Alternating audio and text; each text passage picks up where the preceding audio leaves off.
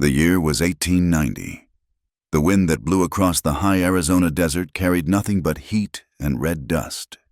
It scoured the paint from the false front buildings of Dust Haven, a town that existed only because the railroad had decided it should.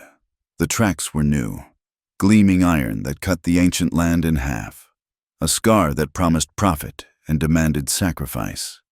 Beside the tracks, the telegraph wire sang a high, thin song, a nerve of glass and steel stretching from one world to another, carrying whispers of change and trouble. Dust Haven itself sat uneasy between the red mesas and the open plain. It was a place of overlapping laws. The federal government was a distant rumor. The territory legislature was a joke told by rich men. And the only law that mattered was the one written in the ledger of Barlow Creed. Cade Nez rode his best mare down the center of the main street. He did not look at the settlers who paused to watch him. He was used to their eyes. He was Navajo. Dine, a man of the people. But he had also worn the blue uniform of the cavalry scouts, a life that felt like it belonged to another man. Now, he was just Cade, owner of a small horse ranch tucked into a canyon the white men found too difficult to bother with. He lived between that canyon and this town, respecting the ways of his family and his elders, but forced to trade and talk with the men who had taken the land, just to survive. He saw Sheriff Hobbs standing outside the saloon, polishing his badge. Hobbs was a thick man whose belt strained against his gut. He was also a man who owed his job, his house, and probably the boots on his feet to Barlow Creed. Creed owned the biggest ranch, held the contract for the railroad water tower, and had his name on the deed of half the businesses in town. When Creed spoke, Hobbs did not just listen, he bowed. Cade dismounted at the stagecoach and post station, tying his mare to the rail. He was delivering 3 geldings, strong horses bred for pulling a coach through this unforgiving country. The station agent, a sour man named Pike, barely grunted as he signed the receipt. "Train is due," Pike said, spitting tobacco juice into the dust. "Got one of them mail-order brides on it, ordered up by that little merchant, Flannery." Cade nodded, his face impassive. He had seen Flannery, a small, nervous man who ran the dry goods store and who looked like a strong wind might carry him off. He finished his business and turned to leave, but a memory held him. Earlier that morning, he had spoken with Sani Yazi, an elder from his clan. The old man, his face a map of sun and wisdom, had looked toward the town. "The white man builds things that move too fast," Sani had said, his voice quiet. "They forget, Hozo. They forget that to walk in beauty, one must be in balance. Do not let their chaos pull you in. Grandson, but do not turn your back when the coyote steals the lamb. Live in balance." It was the core of everything he had been taught. Do not interfere, but do not let evil roam free. A whistle, long and mournful, cut through the midday heat.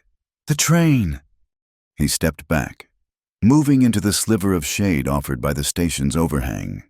He watched the settlers gather, the curious and the bored. The iron horse hissed to a stop, steam and smoke momentarily blotting out the sun. Passengers emerged, dusty and grim. Then she stepped down. Her name was Rosalind Walker, though Cade did not know it yet. She came from Missouri, a place that seemed as distant as the moon. She was dressed in a dark traveling suit, the collar buttoned high despite the furnace of the day. She looked respectable, proper, but it was the set of her shoulders that caught Cade's eye. She was not tired. She was braced, as if expecting a blow.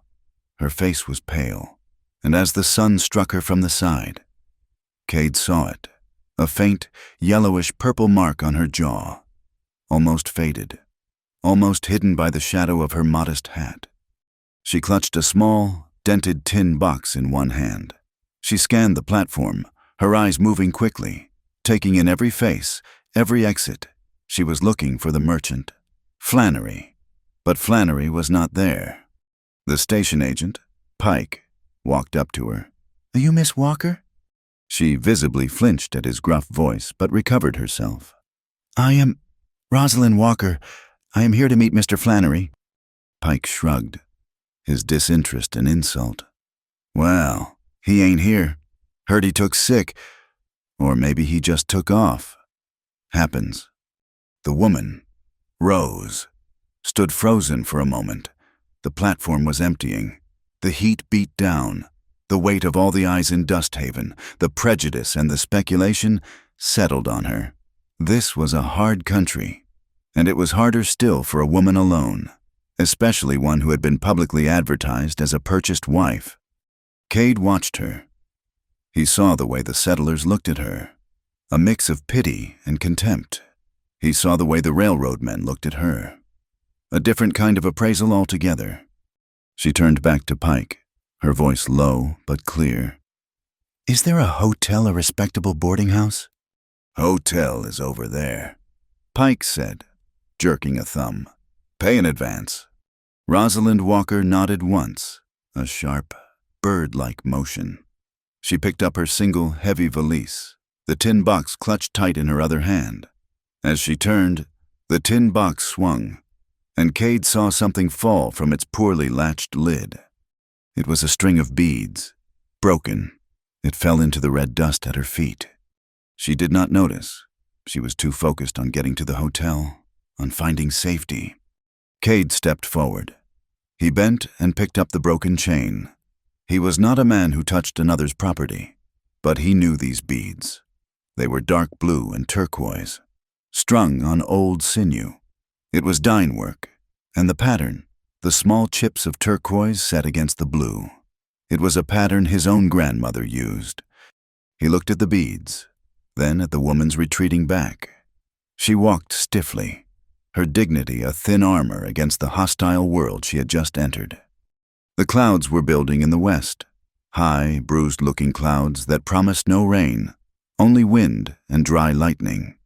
The railroad tracks seemed to glitter, a knife edge dividing the past from the future, dividing his world from hers. He closed his hand around the beads. He should have left them. He should have mounted his mare and ridden back to the quiet of his canyon. That was the balanced way. But he found himself walking toward the hotel. He remembered the words of Saniyazi, and he remembered the look in her eyes. He caught up to her just as she reached the hotel porch. "Ma'am," he said quietly. She spun around, her hand flying to her throat. The fear in her eyes was stark, animal. She saw him, a tall Navajo man in dusty clothes, and her fear hardened into a defensive glare. "You dropped this," Cade said. He held out his open palm, the broken bead chain lying across his skin. Rosalind stared at the beads. Her composure shattered for a second. She looked from the beads to his face, her expression confused, wary. They were my mother's," she whispered. She reached for them, but paused. Cade watched her hand, and he saw it again. The thing he had noticed on the platform when she had given her ticket to the agent. Her fingers, reaching for the beads, were trembling. It was not a tremble of weakness or age or the long journey. It was the deep, shuddering tremor of a creature that had been caged for a very long time, a vibration that came from the soul. He knew that tremor. He had seen it in horses that had been broken with a cruel hand. He had seen it in scouts who had seen too much war. This woman, with her high collar and her proper speech, was hiding more than a faded bruise. This woman was a survivor, and Cade Nez knew, with a certainty that settled in his bones, that her arrival in Dusthaven was not an escape. It was just the changing of one cage for another. Cade lingered by the post station, his hand still closed around the broken beads. He had seen the woman, Rosalind Walker, retreat into the hotel, her back straight, her panic hidden. He should have left. He should have mounted his mare and ridden for the canyon, back to the logic of horses and stone. But he remained, held by a disquiet that settled deeper than the dust in his lungs. He turned as Pike, the station agent, threw a packet onto the counter inside the office. The mail pouch from the train had just been sorted. "That is the last of it," the postmaster grumbled, stamping a document. He was speaking to a clerk. "That mail order contract for Flannery, prepaid, funny thing." Cade's hearing, trained by years of tracking, focused on the man's voice. "Flannery's name is right here," the postmaster said, tapping the paper. "But it is struck through, and Barlow Creed's name is written in right below the line. All legal, all notarized back east." Before Cade could process the chill that ran down his spine, the boardwalk planks groaned outside. The door to the post office swung open, blocking the harsh sunlight with a large shadow. Barlow Creed stepped inside. He was a broad man, dressed in a tailored suit of eastern wool, absurdly hot for the climate but designed to impress. His face was shaved clean, and he smiled a wide, generous smile that never reached his pale blue eyes. Sheriff Hobbs followed him like a hound, looking uncomfortable. "Gentlemen," Creed's voice boomed, full of false friendship. "A fine, hot day. I believe you have a passenger for me, a Miss Walker. She is under my sponsorship." Pike, the agent, suddenly became very helpful. "Mr. Creed, yes, sir. She arrived. We just received the final contract. It seems—" "Yes, yes." Creed waved a hand, dismissing the details. "A sad business. Mr. Flannery, her intended, was forced to return to Missouri. Family illness. He signed his contract over to me, as he owed me a considerable sum.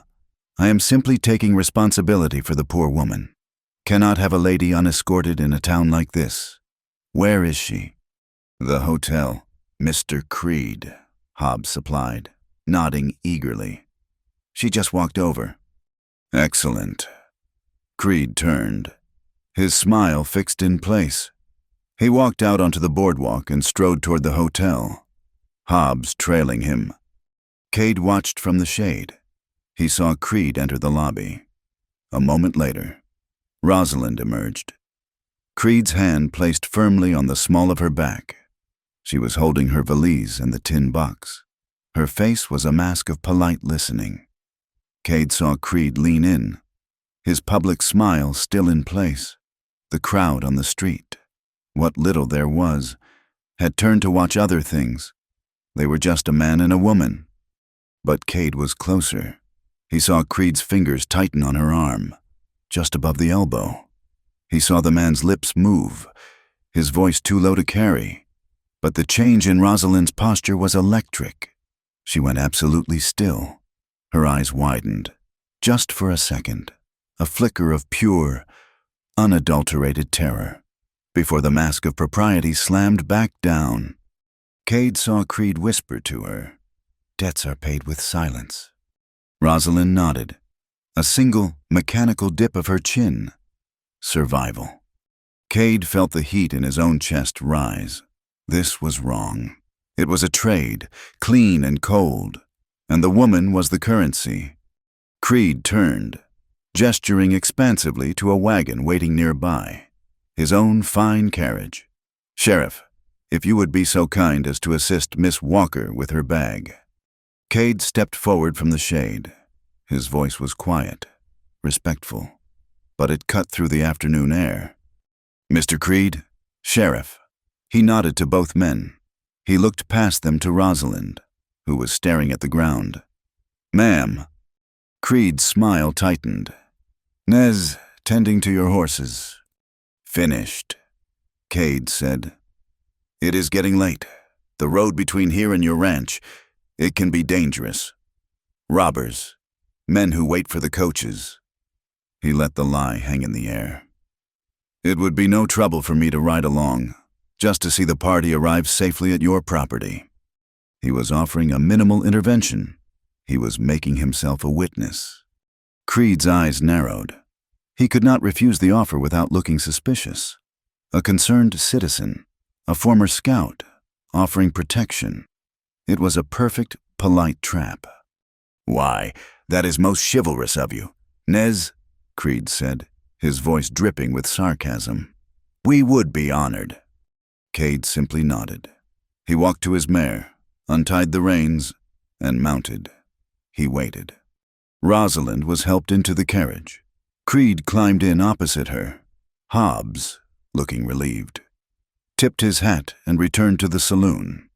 The driver snapped the reins, and the carriage lurched forward, Cade falling in behind them, close enough to be seen, far enough to observe. They had not gone half a mile, just past the edge of the town's ragged buildings, when the carriage hit a deep rut. Cade heard a small cry from inside, and the metallic sound of something hitting the floorboard and bouncing out onto the dusty road. The carriage stopped. Rosalind scrambled out before the driver could even climb down. "My box," she said, her voice strained. She hurried back, her eyes scanning the ground. She spotted it. The small tin box lay in the dirt, its lid popped open, and scattered beside it, a broken string of blue and turquoise beads. Rosalind fell to her knees, scooping them up, dust and all, her hands frantic. Cade dismounted and walked toward her, leading his mare. He knelt, blocking her from the view of the driver. He picked up the last few beads, the ones she had missed. He held them out to her, and as he did, his thumb brushed the stones. He recognized the pattern. It was not just dine work, it was the pattern of the Bitter Water clan. The clan of his mother's mother. It was a pattern his own sister, Nima, taught to the young girls. He looked at Rosalind, truly looked at her. He saw the faded bruise on her jaw. He saw the terror in her eyes, now mixed with a desperate shame at her clumsiness. "Where did you get these?" he asked, his voice low. Rosalind looked up, her gaze hostile. She snatched the beads from his hand, her whole body coiled like a spring. "They are mine." She did not say thank you. She did not explain. She clutched the beads in the box to her chest, her knuckles white. Her eyes were not looking at him. They were looking through him, at a memory of pursuit, at a place where having anything of value meant it would be taken. She was a woman who had learned to defend herself not by fighting, but by shielding. Cade stood up slowly. "It is a pattern of my people," he said, just as quietly. She flinched, as if he had accused her of theft. "Miss Walker," Creed's voice called from the carriage, sharp with impatience. "We do not have all day." She stood quickly, brushing the dust from her skirt. She got back into the carriage without a word. Cade remounted, his mind racing. The beads were a mystery, the contract was a lie, and the woman was a prisoner. He escorted them to the edge of Creed's property, a vast expanse of fenced grassland that stretched to the mesas. Creed dismissed him with a curt nod. Cade watched the carriage roll up the long drive to the main house. He did not go home. He rode back to Dust Haven. He spent the evening in the shadows near the saloon, the place where Creed's hired men drank. He bought a single beer and sat in a dark corner of the public room at the hotel, listening. It did not take long. Two of Creed's men, rough hands with pistols worn low, were at a table. "He got it then," one said, laughing. "The shipment from Missouri. Cost him enough." The other replied, "Had to buy out that little coward Flannery's debt. But Creed gets what he wants. He will have the girl, and he will have the land." "What about the well?" The first man leaned in. "That is the real prize. That spring at Mesa Roja, the one the Navajo use. Creed's got papers saying it is on his new survey. Once he fences that off, the railroad will have to pay his price for water, not the tribes. He will own every drop." Cade finished his beer. He felt the weight of Saniyazi's words. He could not walk away. To interfere was to invite war with Creed. To do nothing was to let the coyote take the lamb. And he was no longer sure if the lamb was the woman or the water. It was all the same. That night, in the room Creed had paid for at the hotel, Rosalind Walker pushed the flimsy chair under the doorknob. She took the tin box and placed it under her pillow. From her valise, she retrieved a small, pearl-handled derringer, a tiny, Two-shot pistol. She checked its load. She put the gun under the pillow beside the tin box. She lay down, fully clothed, staring at the cracked ceiling. The wind howled outside, throwing sand against the glass. She thought of Missouri. She thought of the man who had died. She thought of the journey here. And she thought of Barlow Creed's face. If he touches that door, she thought, her hand closing on the small gun, I will run. I will run even if it is into the heart of the storm. The morning sun did not bring relief. It brought a hard, flat light that exposed everything. Rose had not slept. She sat in the chair she had wedged under the doorknob until the first gray light touched the window. She heard the town wake up the rattle of a wagon, the crowing of a rooster, the sound of men shouting in the street. A sharp, heavy knock came on her door. Her hand flew to the small derringer under the pillow, her heart leaping into her throat. "Who is it?" "Nurse Gable." The voice was female, but flat and devoid of warmth. "Mr. Creed has sent me for your health examination. It is required before the registration papers can be filed with the circuit judge." Rose closed her eyes. An examination. It was a violation disguised as procedure. She knew, with chilling certainty, what this really was. It was an inspection, a way to appraise the goods. "I am dressing," she called out, her voice shaking slightly. "I will be out." She smoothed her skirts. She checked the derringer, then tucked it deep into her skirt pocket. She took a breath, locked the memory of the night in Missouri away, and put on the mask of polite obedience. She opened the door. Nurse Gable was a stout woman in a starched gray dress that looked as unforgiving as her face. She did not smile. "This way, Miss Walker." The nurse's station was a small, airless room attached to the land office, a place that smelled of lye, carbolic, and stale bandages. Rose knew, instantly, that this woman was as much Creed's property as the desk she sat behind. Cade had been waiting. He had watched the hotel from the shadows of the livery stable across the street since dawn. He saw Nurse Gable arrive, and he saw her emerge minutes later with Rose. Rose walked with her head high, but Cade recognized the stiffness in her spine. It was the walk of a prisoner being led from a cell.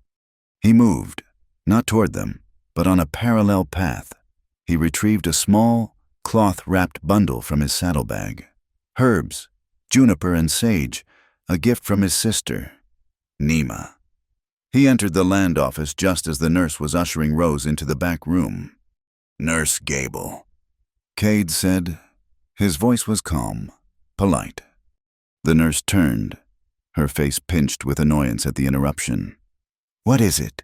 Nez, I am occupied." "A delivery," Cade said, holding out the bundle. "From my sister, Nima. She said you were low on herbs for the fevers." Nurse Gable's eyes flickered to the bundle. Nima's medicines were potent, respected even by the white settlers. She snatched the herbs from his hand. "Very well. Tell her I need comfrey next time. Now wait outside. I am busy with Mr. Creed's business." She turned and went into the room, but in her haste, she did not pull the door completely shut. It remained open by a sliver, perhaps an inch. Cade did not wait by the front desk. He moved, silent as smoke, to the wall beside the door. He was not there to spy. He was there to listen. He was there to act, if the sound of a struggle came. "Mr. Creed is a thorough man," Nurse Gable's flat voice said from within. "He requires a full bill of health. We must ensure you are fit for your duties." "I am in perfect health, I assure you," Rose replied. Her voice was thin, stretched tight. "That is for me to decide. Please roll up your left sleeve. I must check your arm for smallpox vaccinations." There was a silence. Cade heard the rustle of stiff cotton fabric. He shifted, just enough to glance through the crack in the door. He could see Rose from the side, her face turned away toward the grimy window. She was unbuttoning the cuff of her sleeve, her fingers moving with a practiced quickness. She rolled the sleeve up past her elbow. The harsh morning light cut across her arm, and Cade saw it. It was not a vaccination mark. It was a scar, a thin white line running from the delicate skin of her inner wrist halfway to her elbow. It was perfectly straight. Not an accident. A cut. As she moved to button the cuff again, the high collar of her dress shifted, pulling away from her shoulder. For a single second, Cade saw the skin high on her back. He saw what the high collar and the modest dress were designed to hide. They were old marks, faded to a silvery, almost invisible network, but the light caught them, the faint, parallel lines of a lash, a lattice work of old, healed pain. Rose quickly fastened her sleeve. She smoothed her dress, her movements jerky, automatic. She did not look at the nurse. She looked at the wall, her expression utterly, terrifyingly blank. Cade turned away from the door. He felt the blood pound in his temples. A hot, sudden, blinding rage. He wanted to break the door from its hinges. He wanted to pull that woman apart. He wanted to find Creed and finish what he had started. His hands clenched into fists so tight his nails cut into his palms. The fury lasted only a moment. It was replaced by a cold, terrible clarity. This was the seeing. It was not pity. It was not, God forbid, desire. It was recognition. It was a moral lightning bolt that struck him to the core. He had seen scars like that before, on cavalry horses broken with chains, on men captured by the Apache, on scouts who had been flogged. But this was a woman who was meant to be protected, a woman from the civilized world. He finally understood. The flinch when Pike had shouted, the tremor in her hand as she reached for the beads, the derringer he was sure she carried. She was not just a woman who had fallen on hard times. She was not just a mail-order bride who had been swindled by a cheat in a wool suit. She was a survivor. She had escaped a war, a private, systematic violence that had marked her body and her soul. And she had run from that hell, only to land in this one. His protective instinct, the part of him that was dying, the part of him that was simply a man, rose up, demanding action. He wanted to grab her, to throw her onto his mare, and ride for the sanctuary of his canyon. But he held himself still. He breathed. He thought of Saniyazi's words. Do not swing a sword in the dark. Violence would not solve this. Violence would make her a fugitive and him a killer. Creed owned Sheriff Hobbs. Creed owned the law. To fight him with fists was to lose. He had to use their weapons, paper, law, time. He had to be smarter. He would gather proof. Nurse Gable came out, closing the door. She is fit, the nurse said, her voice bored, as if she had been inspecting livestock. She handed Cade an empty glass bottle. Tell Nima I need this refilled with her comfrey salve. Cade took it. His face was a mask of polite stone. Rose emerged. She walked past the nurse, her eyes down. She saw Cade standing there, and her gaze snapped up, wide with a brief, sharp alarm. Had he heard, had he seen? He met her gaze. He kept his face neutral, respectful. He gave a slight, almost imperceptible nod. And then he turned and left the office, walking out into the blinding, indifferent sun. His heart was no longer in balance. It was burning. Rose returned to the hotel, her skin crawling.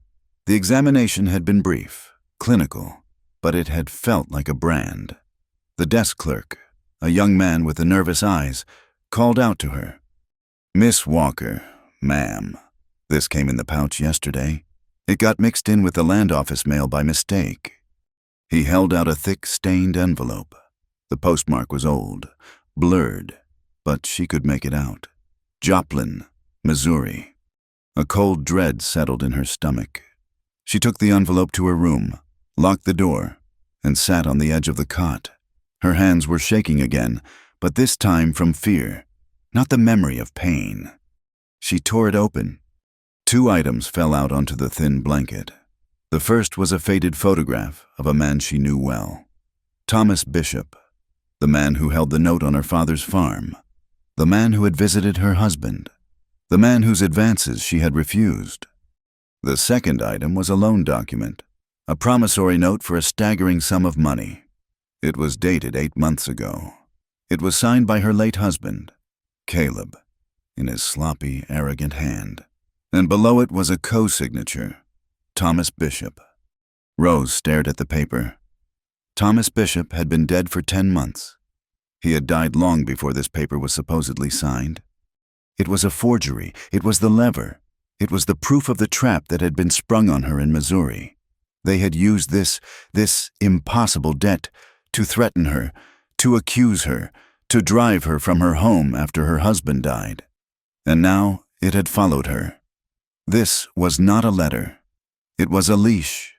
It was a reminder that the men who had destroyed her life in Missouri were connected to the man who was claiming her in Arizona. An hour later, Barlow Creed found her in the hotel's small, dusty lobby. He was all smiles, radiating a false, oppressive warmth. "Miss Walker, my dear," he boomed, taking her hand. She resisted the urge to pull it away. "I trust Nurse Gable found you in good health. She confirms you are a specimen of vitality." Rose said nothing. She felt the letter in her pocket, burning against her leg. "Excellent," Creed continued, not noticing or not caring about her silence. "I have just spoken with Sheriff Hobbs. The circuit judge is due in Dust Haven by the end of the week. We shall have the paperwork filed, the vows spoken, and you will be settled in my home before you know it." "It is all perfectly legal," Sheriff Hobbs said, walking up to join them. He wiped his sweating forehead with a dirty kerchief.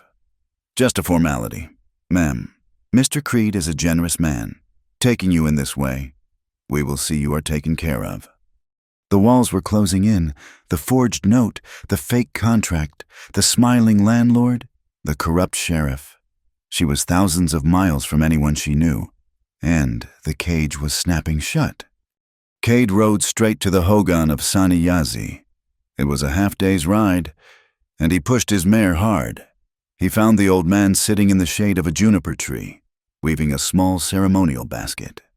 Cade did not dismount. He stayed in the saddle, his voice tight with the rage he had held since morning. He told the elder everything: the contract bought from Flannery, the examination, the talk of the water at Mesa Roja. He did not mention the scars.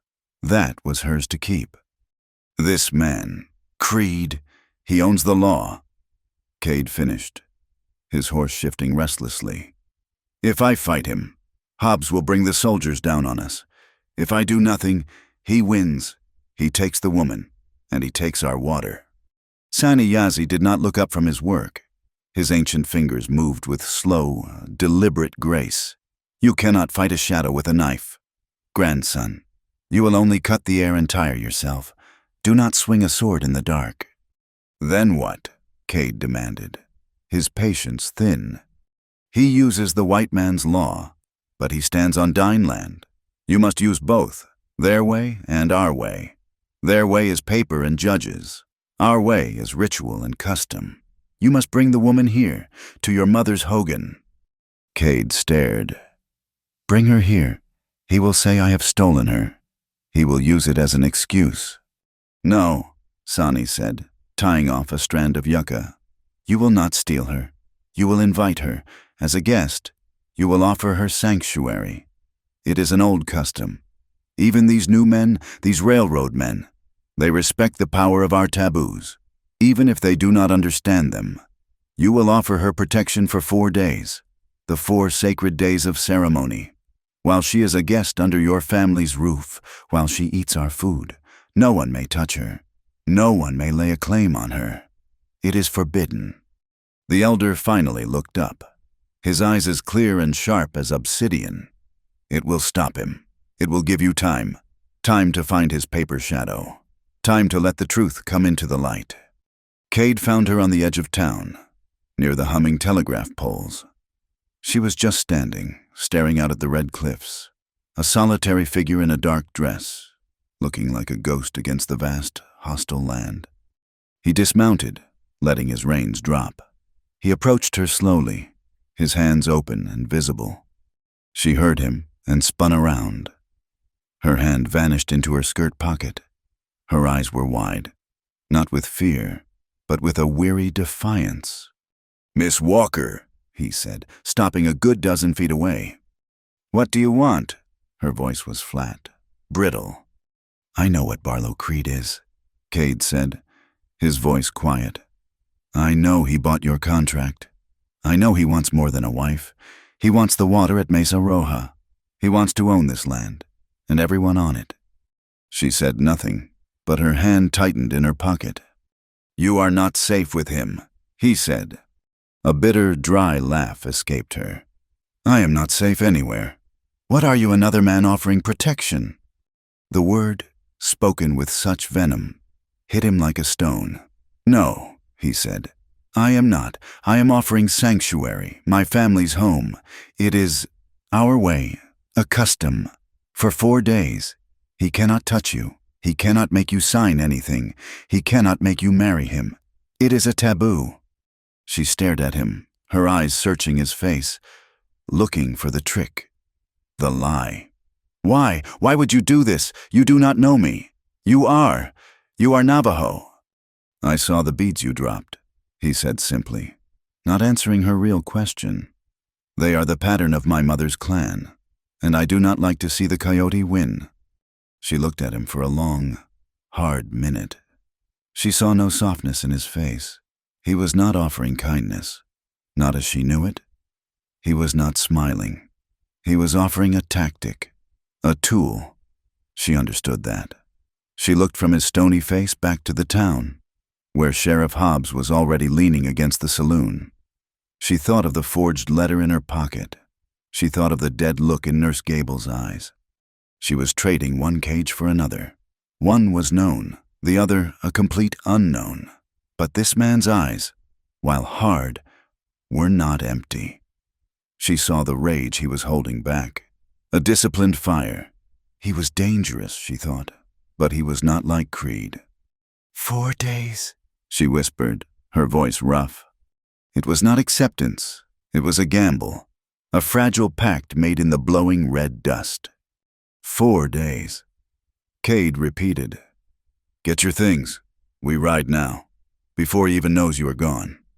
Rose fetched her valise in a blur of panicked efficiency.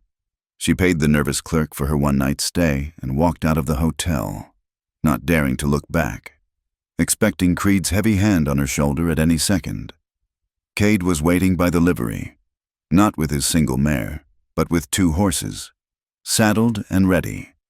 One was his, a tall bay. The other was a calmer-looking pinto. "She is steady," was all he said, gesturing to the pinto. Rose had ridden before, but it had been years. She put her foot in the stirrup and mounted, her valise tied awkwardly behind the saddle. Cade swung onto his horse, and without a word, he led her out of Dust Haven, not east toward Creed's ranch, but north toward the towering red mesas that looked like angry gods against the bruised sky. The clouds had been building all afternoon. Now, as the sun bled out, they closed in. The air grew thick, static, and a strange, yellowish light bathed the landscape. The wind began to rise. Not a breeze, but a steady, mournful howl that kicked the red dust into their faces. They rode in silence. Rose was too terrified to speak. Cade too focused to offer empty comfort. He was taking them the long way, through a winding, difficult pass known as Mesa Roja. It was sacred land, a place his people used for ceremony. He knew Creed's men would not expect him to go this way, especially not at night, and especially not with a storm coming. The storm broke just as true darkness fell. It was not a rainstorm. It was a storm of electricity and wind. A fork of blue-white lightning split the sky, striking a high pinnacle a mile away. It lit the canyon like a gunshot flash, throwing the world into stark, terrifying relief. The thunder that followed was not a roll. It was a physical crack, a hammer blow that shook the ground beneath the horse's hooves. The pinto shied, dancing sideways. Rose gasped, clinging to the saddle horn. I cannot see." "Trust the horse." Cade's voice came, a low growl through the wind. "She knows the path." Another flash, brighter this time, lit the sandstone walls around them. The wind howled, whipping sand into her eyes, stinging her skin. And in that brilliant, terrible flash, Rose was no longer on a horse in Arizona. She was 8 years old. She was in Missouri. Her stepfather, drunk and angry, had thrown her into the root cellar for spilling a pail of milk. The heavy door slammed shut, plunging her into the damp, moldy blackness. A summer thunderstorm had rolled in, just like this one. Lightning flashed through the single crack in the cellar door, illuminating the hanging roots, the spiders, the feeling of the earth pressing in. She had screamed for hours, but the thunder and the heavy, wet earth had smothered the sound. Another crack of lightning. Rose screamed. It was not a shout of fear. It was a raw, animal sound of pure, abject terror, pulled from that locked room in her memory. She pulled back on the reins, her breath coming in short, tearing gasps. The pinto, sensing her panic, began to buck and spin, its eyes rolling. "Whoa!" Cade's voice was sharp. He was off his horse in an instant, grabbing the pinto's bridle, forcing the horse's head down. His presence a sudden, solid anchor in the chaos. "Get down," he commanded. Rose practically fell from the saddle, her legs buckling. She slumped against a rock, her body racked with shudders, her hands covering her face. She was weeping, not with sadness, but with the visceral terror of suffocation. "The dark, he locked me in. I cannot breathe." The wind tore at her words. Cade stood over her for a moment, his face hard in the gloom. He saw her, not as a woman, but as a terrified child. He led the horses into a shallow alcove in the rock, a place that offered minimal shelter from the wind but shielded them from the direct path of the storm. He came back to her. He did not touch her. He knelt in front of her. "Miss Walker, Rosalind." He said her name, the sound of it firm. "Look at me."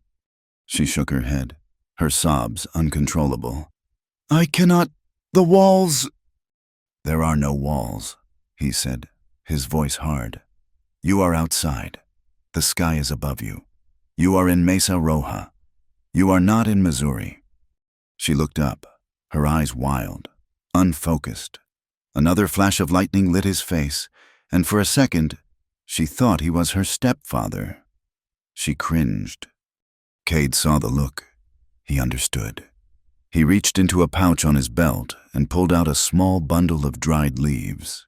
He crushed them in his palm and held his hand out to her, just under her nose. The scent cut through her panic. It was sharp, clean, and green. Juniper, sage. "Breathe it," he ordered. "Breathe the desert. It is not the smell of mold. It is not the smell of damp earth. It is sage."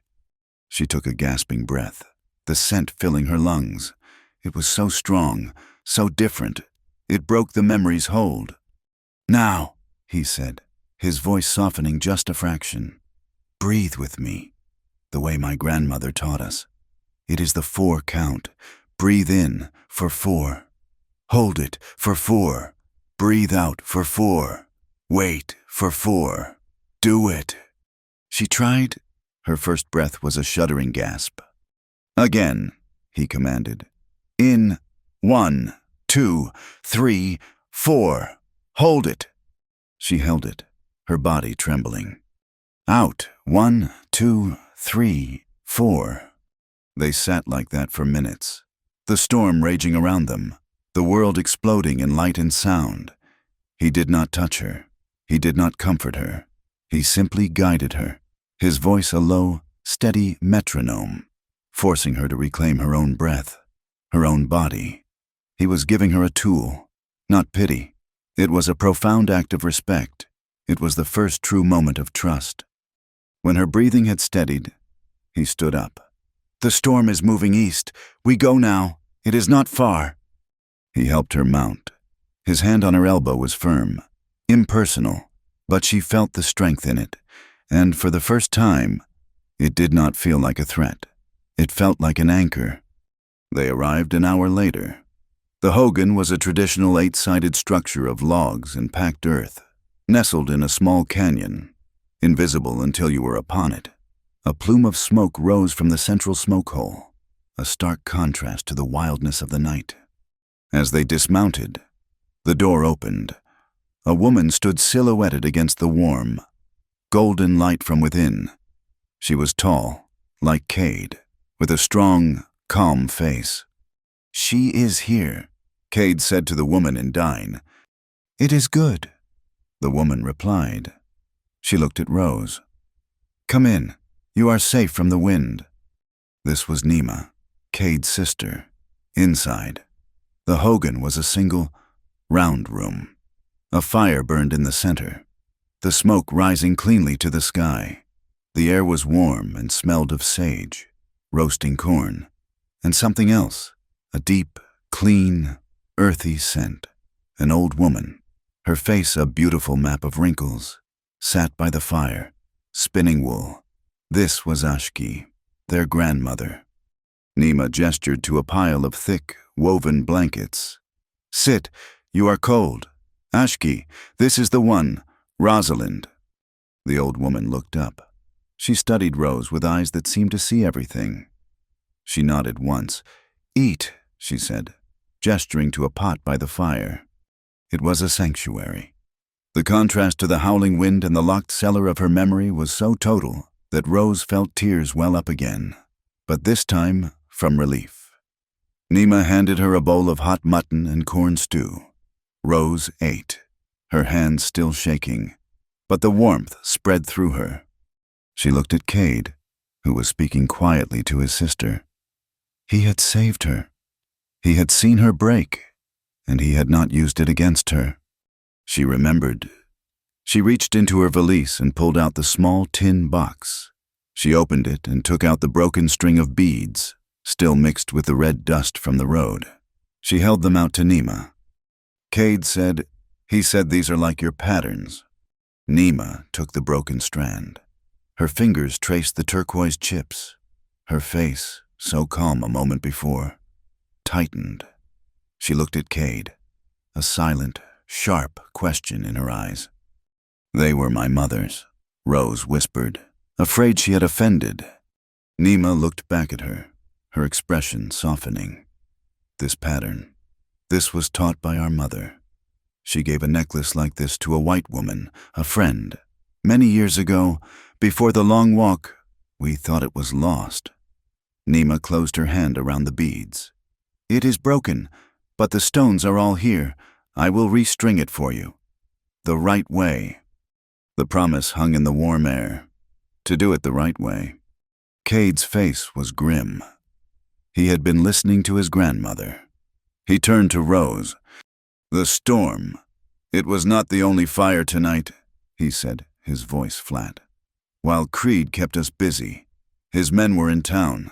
They set fire to my stable on the edge of the road, the one I keep for my town business." Rose's hand flew to her mouth. "Oh, no." "The building is gone," Cade said, his eyes going cold. "My best mare, the one I rode today, she was stabled there. She is burned, not dead, but her leg is broken. She will have to be put down." The war had begun. He had offered sanctuary, and Creed had answered with fire. Cade walked to the door of the hogan, pushing the heavy blanket aside, staring out into the departing storm. He saw the flicker of his own rage. He wanted to ride back. He wanted to find the men who had done it. He wanted to make them pay. He felt the old hatred, the one he carried from his scout days, the hatred for a system that took and burned and called it progress. But he held himself. Order, proof. He would not be the savage they wanted him to be. He would take Creed's own world, his paper, his laws, and tear it down. "I will need to know everything," he said, turning back to Rose, his voice low. "This contract," The man in Missouri, everything. Rose looked at the three of them. The grandmother, spinning, the sister, holding her broken past, the brother, his face carved from stone and fury. "His name was Caleb," she said, her voice barely a whisper. "My husband, he did not fall on a knife. He came at me with it. I held up my hands, and he fell." She told them about the trial, the acquittal that felt like a conviction, the whispers, the accusations, and the creditor, Thomas Bishop, the man who held the note on her father's farm, the man whose signature was on that impossible, forged document. "He is the one," she said, her voice gaining a small, hard strength. "He is connected to Creed. This was not an escape. It was a sale." Cade listened. He went to a small chest and took out paper, ink, and a pen. He also took out a stick of charcoal, the kind used for winter counts. "Tell me again," he said. "From the beginning. I will write it down. In their language. And in ours. We will make a record. We will make the truth solid." Later, much later, when Cade and his grandmother were asleep on the other side of the hogan, Rose lay on the blankets Nima had given her. She was exhausted, but her mind was still racing. Nima came and sat beside her. Rose had been rubbing her shoulder, the one she had struck against the wooden partition of the train car when a drunken cattleman had tried to grab her. Nima saw the motion. She saw the winced. "You are hurt." It was not a question. "It is nothing," Rose said, pulling her shawl tighter. "Just a bruise." Nima did not ask permission. She gently pushed the shawl aside. In the dim firelight, she saw the dark, ugly, new bruise on Rose's shoulder, a stark contrast to the silvery, ancient scars Cade had seen earlier. Nima said nothing about the old marks. She said nothing about the new one. She simply stood, went to a shelf, and returned with a small, carved wooden bowl. She dipped her fingers into a dark, fragrant salve. Silently, in the near darkness, Nima began to massage the medicine into Rose's bruised shoulder. Her touch was strong, knowing, and unbelievably gentle. It was the touch of a healer. It was the touch of a sister. Rose closed her eyes, the first genuine tears of grief, not terror, leaking from under her lids. She was not alone. She was in a round room with a fire in the center, and a woman was tending to her wounds. The news of Cade's burned stable traveled fast. It was a message from Barlow Creed. But the fire had lit another, slower fuse. Word spread among the dine and the quieter. Older settlers that Cade Nez had taken in the mail-order bride. Defying Creed. And with that news came the whispers Cade had been listening for. The whispers were about water. Specifically, the spring at Mesa Roja. The one Cade's people had used for generations. The one Creed now claimed. One of Cade's cousins, who worked near the railroad survey office, came to the hogan. He brought a map, stolen for an hour, copied onto a piece of butcher paper. It showed Creed's new, expanded property lines. The red ink line, bold and arrogant, looped out to include the community spring. "He sells them our water," Cade's cousin said, his voice tight with anger. "He will sell the railroad water that the people have always shared. He makes us pay for our own lives." Cade looked at the map. He looked at Sani Yazi, who had come to sit by the fire. "Paper," Cade said. "He uses paper to steal. We must use paper to stop him." Sani nodded. "There is one man in Dust Haven who does not belong to Creed, the minister." Reverend Davies was a thin, tired man who preached to a mostly empty church. He believed in God, but more importantly, he believed in the written word. He was terrified of Creed, but he hated injustice more. Cade and Sani met him not in the church, but in a dry wash 2 miles south of town. They brought 3 witnesses, 2 dine elders who remembered the spring before any white man had come, and 1 old settler, a prospector who had watered his mules there in 1870. Mr. Creed's survey is ambitious, Reverend Davies said, his hands trembling as he held the copied map. It is a lie. Cade said simply, "We need a document, a federal affidavit, one that will stand up in the county court, not just in Hobbs's pocket." For 2 hours, they worked. The Reverend, with his knowledge of legal phrasing, drafted the testimony. Cade translated for the elders, writing their words in English, and then, below, in Dine symbols, they swore that the spring at Mesa Roja had been a public, community water source, open to all, since time immemorial, long before the railroad, long before Barlow Creed.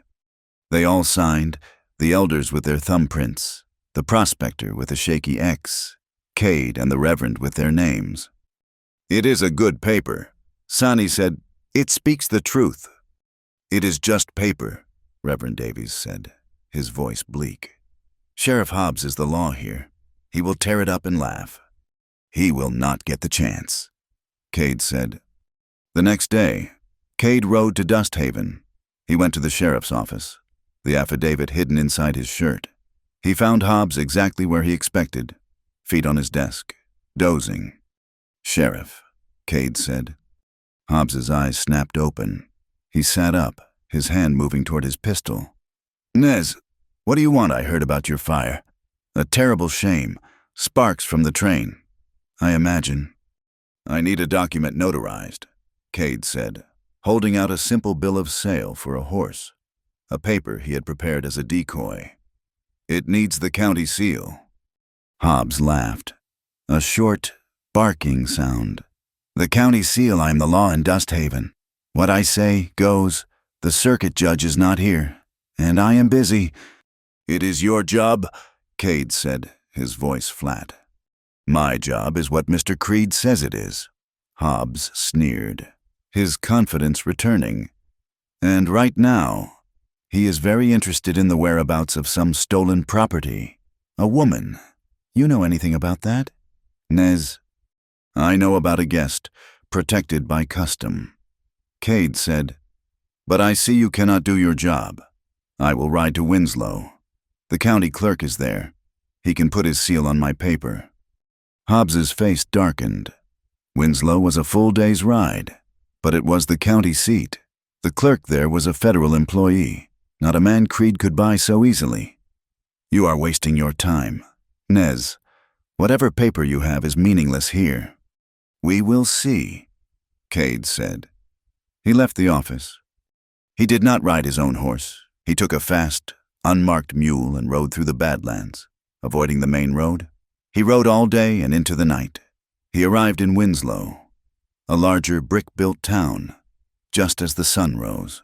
The county clerk, a man with steel-rimmed glasses, read the affidavit about the spring. He read it once, then he read it again. "This is a serious claim, Mr. Nez," the clerk said. "It is a true one," Cade replied. The clerk looked at him. "This will cause trouble for Barlow Creed. That is why it must be filed." The clerk nodded. A small, quick motion. He took a heavy embosser, pressed it to the paper, and slammed his fist down. The seal of the United States Territory of Arizona was pressed into the document. He made a copy for the official record and handed the original back to Cade. "It is filed," the clerk said. "It is law." Cade rode back, the paper once again tucked against his skin. It was one bullet. It was not enough for a war. Back at the Hogan, Rose was learning a new kind of survival. The 4 days of sanctuary were a strange, quiet gift. She helped Nima grind corn. She watched Ashki weave, the old woman's hands moving with a fluid, ancient rhythm. She was safe, for the moment, but she was still a prisoner. She was trapped in this canyon just as surely as she had been trapped in Missouri. On the second day, Nima came to her. She held something small and heavy in her hand. It was a pearl-handled derringer, much like the one Rose had in her valise. "Yours is small," Nima said. "It is a town gun. This one is larger. It shoots farther. It shoots straighter." Rose looked at the pistol. It was a weapon. It was the tool of a man, the source of her deepest trauma. I do not like them. Liking has nothing to do with it, Nima said, her voice practical, not unkind. You are prey, Rosalind. As long as you look like it, as long as you feel like it, the wolves will circle. You must learn to show your teeth, not to attack, but to defend, to show that you are not soft meat. She took Rose to a small, box canyon 1/2 mile from the Hogan. She set up 3 empty cans on a rock. Cade taught me, Nima said. Now I teach you. Rose's hand shook as she took the gun. The weight of it was sickening. Her first shot missed the rock entirely, kicking up dust 10 feet to the left. You are afraid of the noise, Nima said. You are not aiming. You are just trying to make it be over. Do not be afraid of the noise. The noise is your voice. Make it speak clearly. Breathe, like Cade taught you in the storm. 4 counts. Aim. Squeeze. Rose tried again. She breathed in. She held it. She looked down the short barrel. She squeezed. The gun kicked, and one of the cans flew into the air. She stared at it. A small, strange feeling bloomed in her chest. It was not power. It was potential. She was not helpless. She had made a choice, and the world had visibly reacted. She practiced for an hour. By the end, her hand was steady. She could hit all 3 cans, one after the other. She was no longer prey. She was a survivor, and she was learning to fight. That night, the quiet was deep. The storm had cleared the air, and the desert sky was a spill of diamonds, so bright they seemed close enough to touch. Rose stood outside the Hogan, breathing the cold, clean air.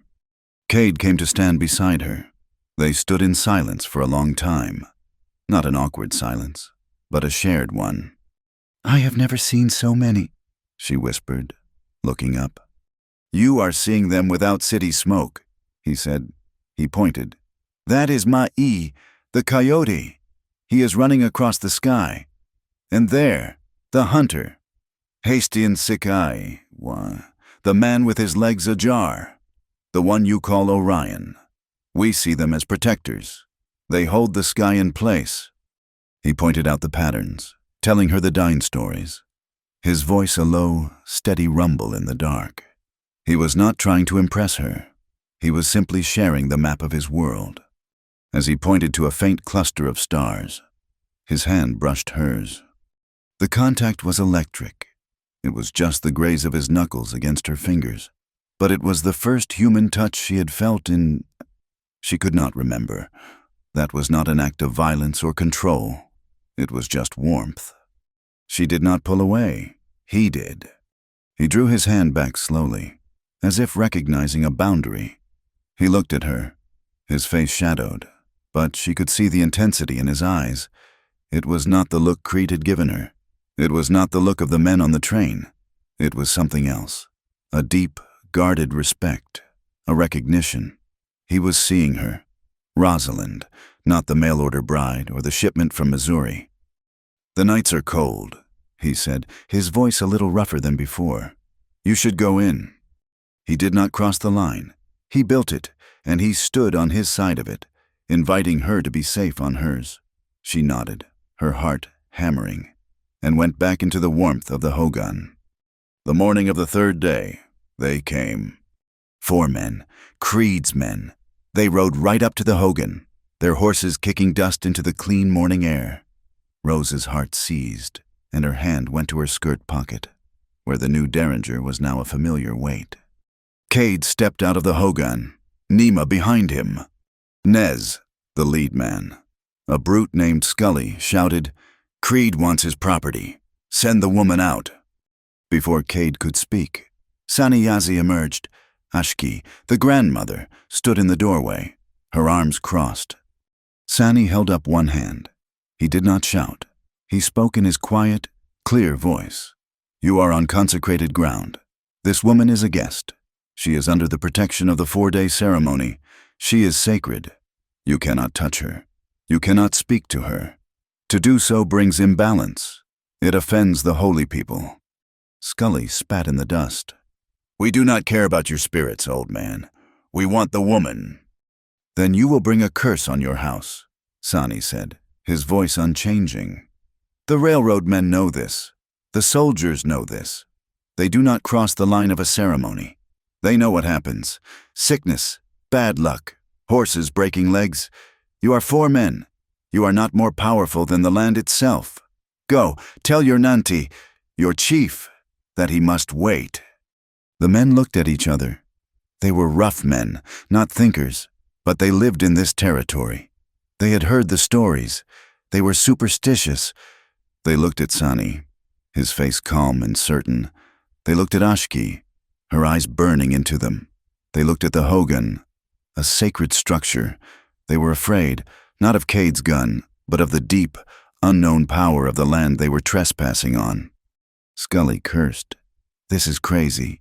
But, fine, 4 days. Tell Creed yourself. Nez, he is not a patient man. They wheeled their horses and rode away, defeated not by force, but by faith. In Dust Haven, when Scully reported back, Barlow Creed was furious. He swept the maps off his desk.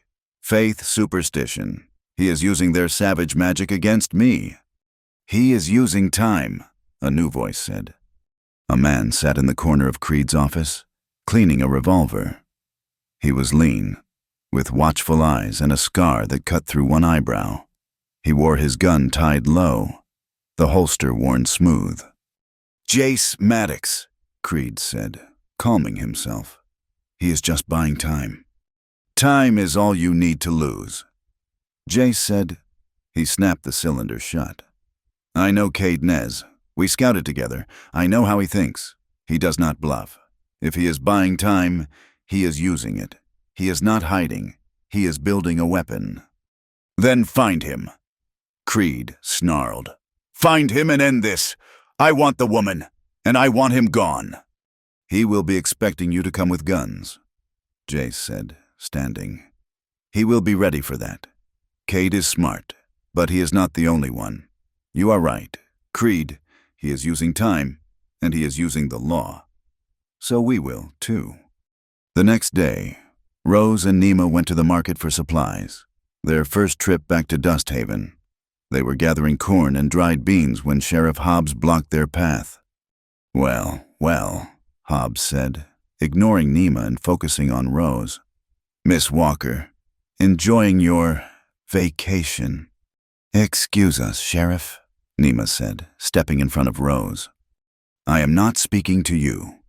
Hobbs snapped. He looked at Rose. I will need to see your travel papers. Ma'am, your identification. It is a new county ordinance. Rose, her hand in her pocket, clutching the derringer, produced the papers from her valise. Hobbs snatched them. He looked at the documents, which identified her as Rosalind Walker, traveling from Missouri. These seem to be in order, he said.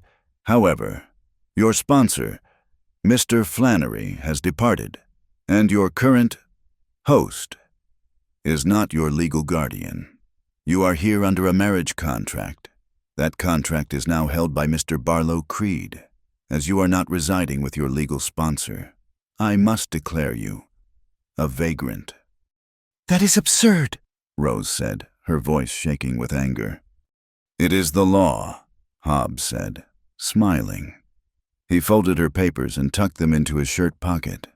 Until you present yourself to your legal sponsor, Mr. Creed, your travel papers are hereby confiscated. You are forbidden from leaving the Dust Haven County line. If you try, you will be arrested for vagrancy and fleeing a contract. He tipped his hat and walked away. Rose stood frozen. The legal vice had just snapped shut. She was no longer just a woman in hiding. She was a prisoner, not of a Hogan, but of the entire county. When she told Cade, his face went hard. The affidavit in his pocket protected the water. It did nothing for her. Sani's taboo would last for one more day. After that, Creed could come with Hobbs, and with a legal warrant for her arrest. He looked at Nima, at Rose. He saw the fight in her eyes. replacing the fear. He saw the derringer in her pocket. He had tried to use the white man's law, and it had been turned against him. "He uses paper," Cade said, his voice low and dangerous. "He uses a forged contract to trap you. He uses a corrupt sheriff to hold you." He looked toward the setting sun, toward Dust Haven, toward the railroad office where the telegraph wire sang. "Then we will find his paper," he said. "We will find the real contract. We will find the proof. He has a weakness. It is in his office. It is in his files." The fuse was lit. The time for defense was over. It was time to attack. The fourth day, the final day of sanctuary, was coming to an end. The taboo would expire at sunrise.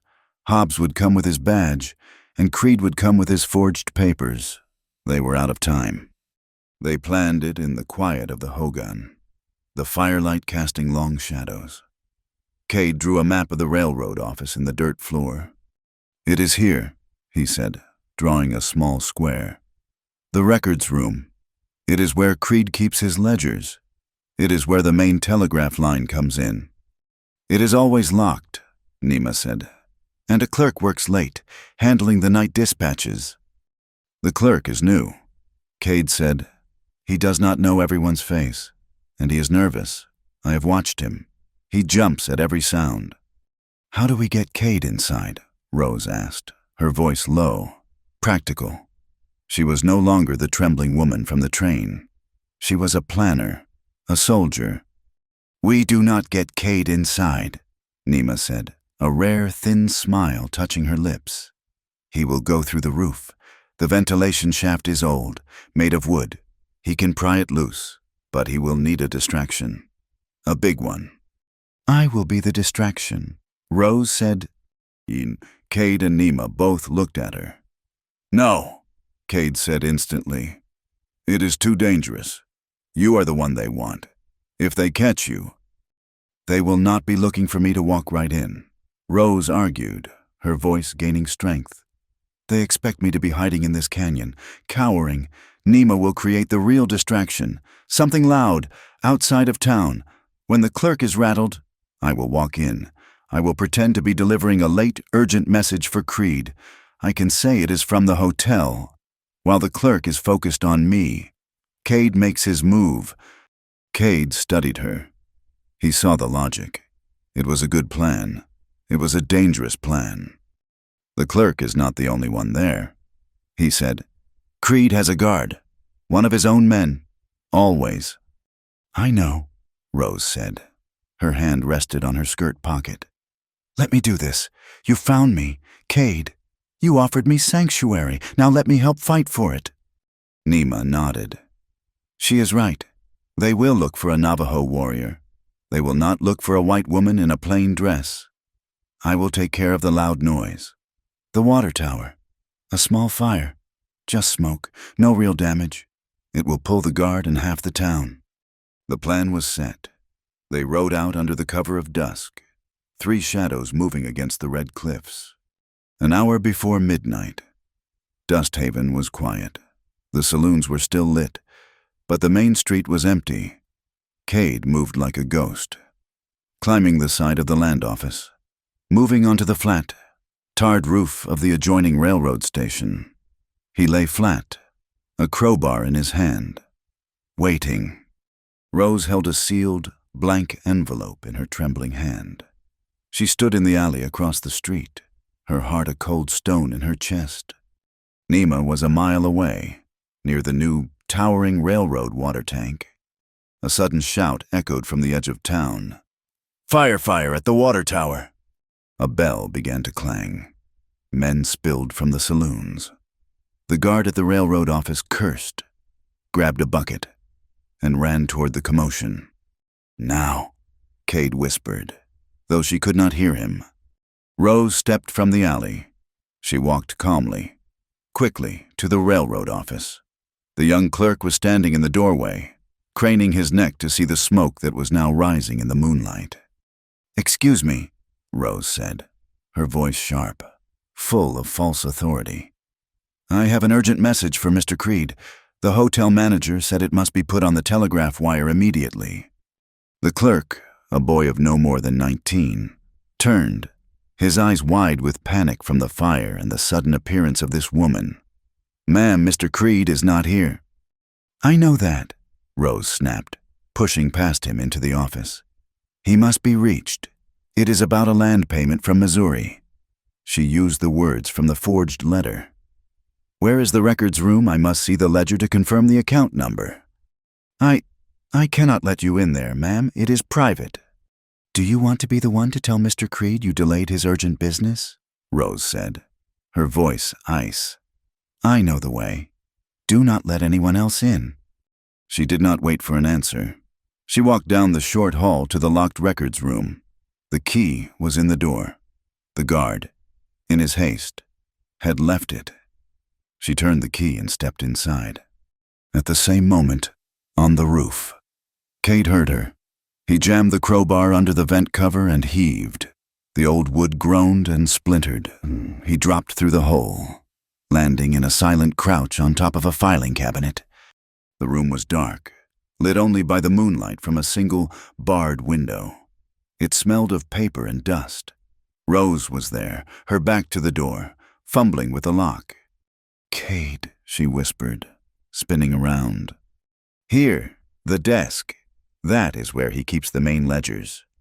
Rose lit the small oil lamp on the desk, her hands shaking so much it took 3 tries. The small flame illuminated rows and rows of leather-bound books. "This one," Cade said, pointing. "Payments, 1890. He opened it. His fingers, rough and calloused, flew through the pages. He knew what he was looking for. He found it. S. Hobbs. And beside it, a payment of $50, listed as land survey fee. Another payment, $100, discretionary fund. "He bought him," Rose whispered, staring at the neat cursive. "This is the proof," Cade said. He tore the page from the ledger. "Now the contract," Rose said, moving to a row of filing drawers. "Flannery F." She pulled the drawer open. It was there, a single, folded document. Marriage contract, R. Walker, J. Flannery. Cade took it. He opened it in the lamplight. There it was. Flannery's name, struck through, and below it, Barlow Creed's, and next to Flannery's name, a messy, blotched thumbprint. "This is not a signature," Rose said. "It is a forgery," Cade said. "It is not even a good one. This is what they used." He folded the papers and tucked them inside his shirt. Next to the affidavit, they had it. "Cade," Rose said, her voice suddenly tight. She was looking at the door. "The key. It is gone. It was on the outside." A floorboard creaked in the hallway. A slow, mocking voice came from the other side of the door. "You always were predictable. Cade, always trying to play the hero. You should have stayed on the reservation." The door swung open. Jace Maddox stood there, his lean frame filling the doorway. He held a revolver in his hand, pointed not at Cade, but at Rose. "You chose the side of the people who call you a sellout. Jace," Cade said, moving slowly, placing himself between Rose and the gun. "They pay better," Jace said, his eyes cold. "They call me sir. That is more than the cavalry ever did for you or me. Now, give me the papers, or she gets the first bullet. Then you." "There is no way out, Jace," Cade said, his eyes darting around the dark room. "I am not the one who needs a way out." There was a sudden, piercing whistle from the hallway. "Nima." Jace flinched, his head turning toward the sound for a fraction of a second. It was all Cade needed. He kicked the small desk, sending it crashing into Jace's legs. The oil lamp flew, hit the wall, and shattered, plunging the room into near-total darkness, lit only by the single barred window. Jace's gun went off. The flash was blinding, the explosion deafening in the small room. The bullet tore through the plaster where Cade's head had been. Cade was on him. He drove his shoulder into Jace's gut, slamming him against the wall of filing cabinets. Jace brought his pistol down, clubbing Cade across the side of the head. Cade grunted, his ears ringing, but his hand found Jace's wrist, squeezing, forcing the gun away. They were two ghosts in the dark, a brutal, silent struggle of leverage and strength. They knew the same tricks, the same holds, the same desperate, close-quarters fighting he had learned as a scout. Jace need him. Cade slammed his head back, feeling Jace's nose break under his skull. Jace roared in pain and shoved Cade back. "Rose!" Cade yelled. "The window!" "No, the fuse box." Rose's voice came from the hallway. "I saw it." She had run toward the danger. Jace raised his pistol, aiming at the sound of Cade's voice. "I learned this from a station master in Missouri," Rose's voice said, now strained. "He said if you pull the main—" There was a sound of tearing metal and a sharp, electric crack. Every light in the railroad station went out. The telegraph, which had been clicking in the next room, went dead.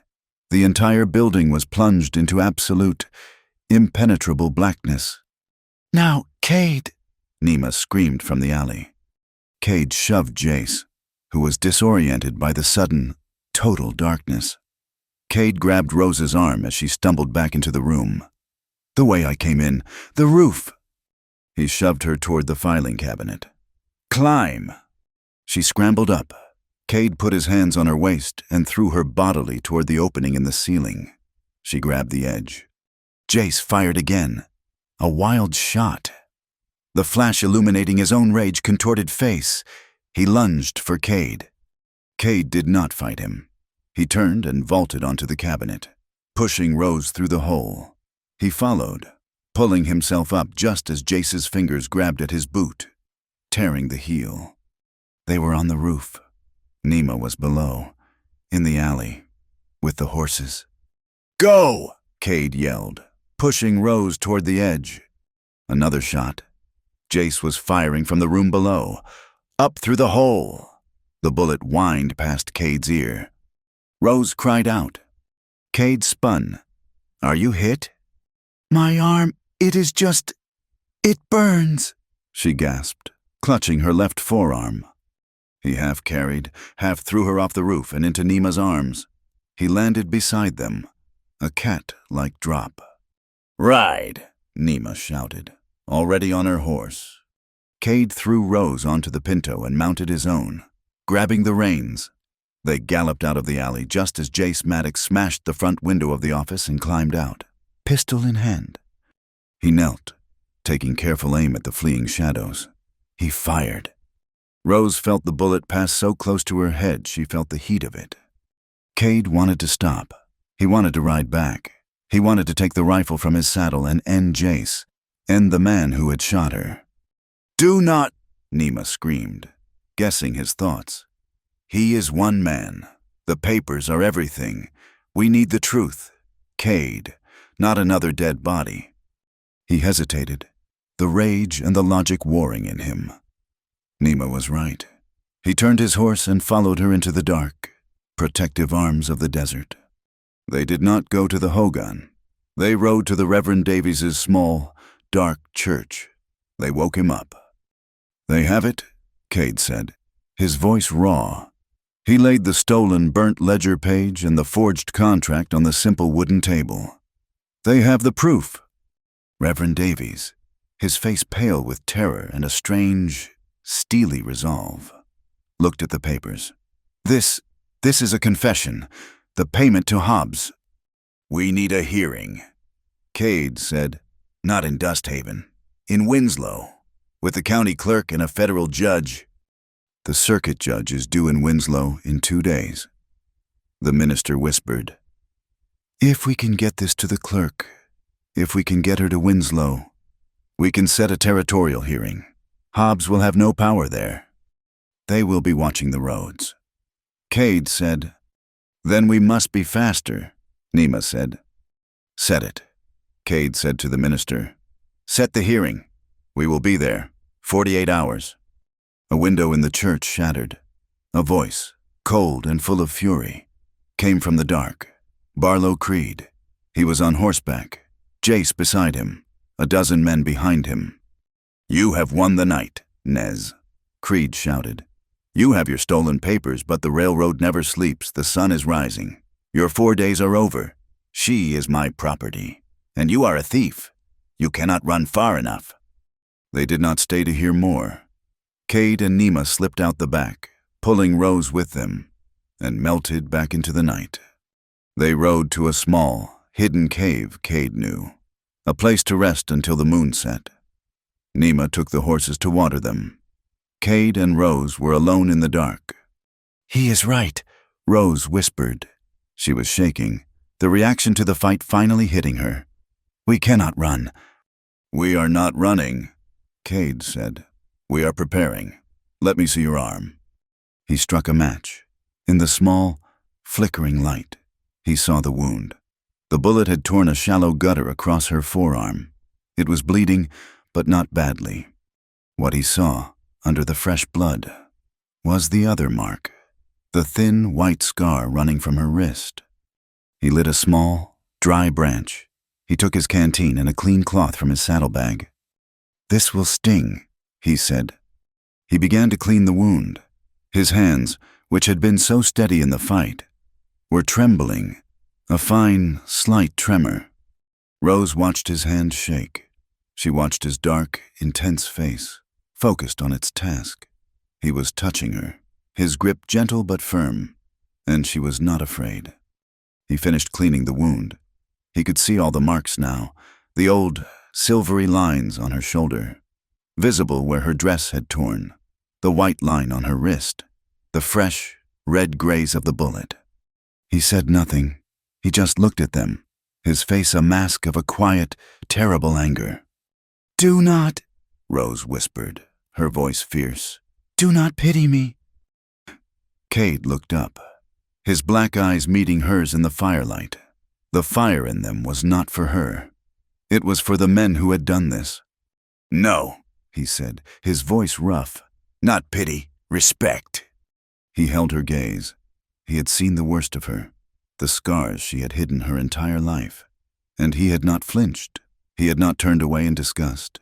He had named it respect. Something inside her, a cold, hard knot of shame she had carried for a decade, finally broke. She leaned forward, just a few inches. He did not move. It was her choice. She kissed him. It was not a kiss of passion. It was a kiss of raw, desperate gratitude. It was a kiss that said, "You see me?" His lips were dry, chapped from the desert wind. He did not respond at first, surprised. Then his hand, the one that was not holding the cloth, came up. He did not grab her. He did not pull her closer.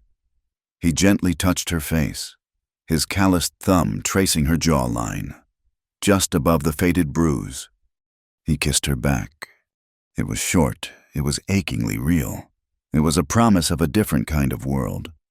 The kiss began to deepen.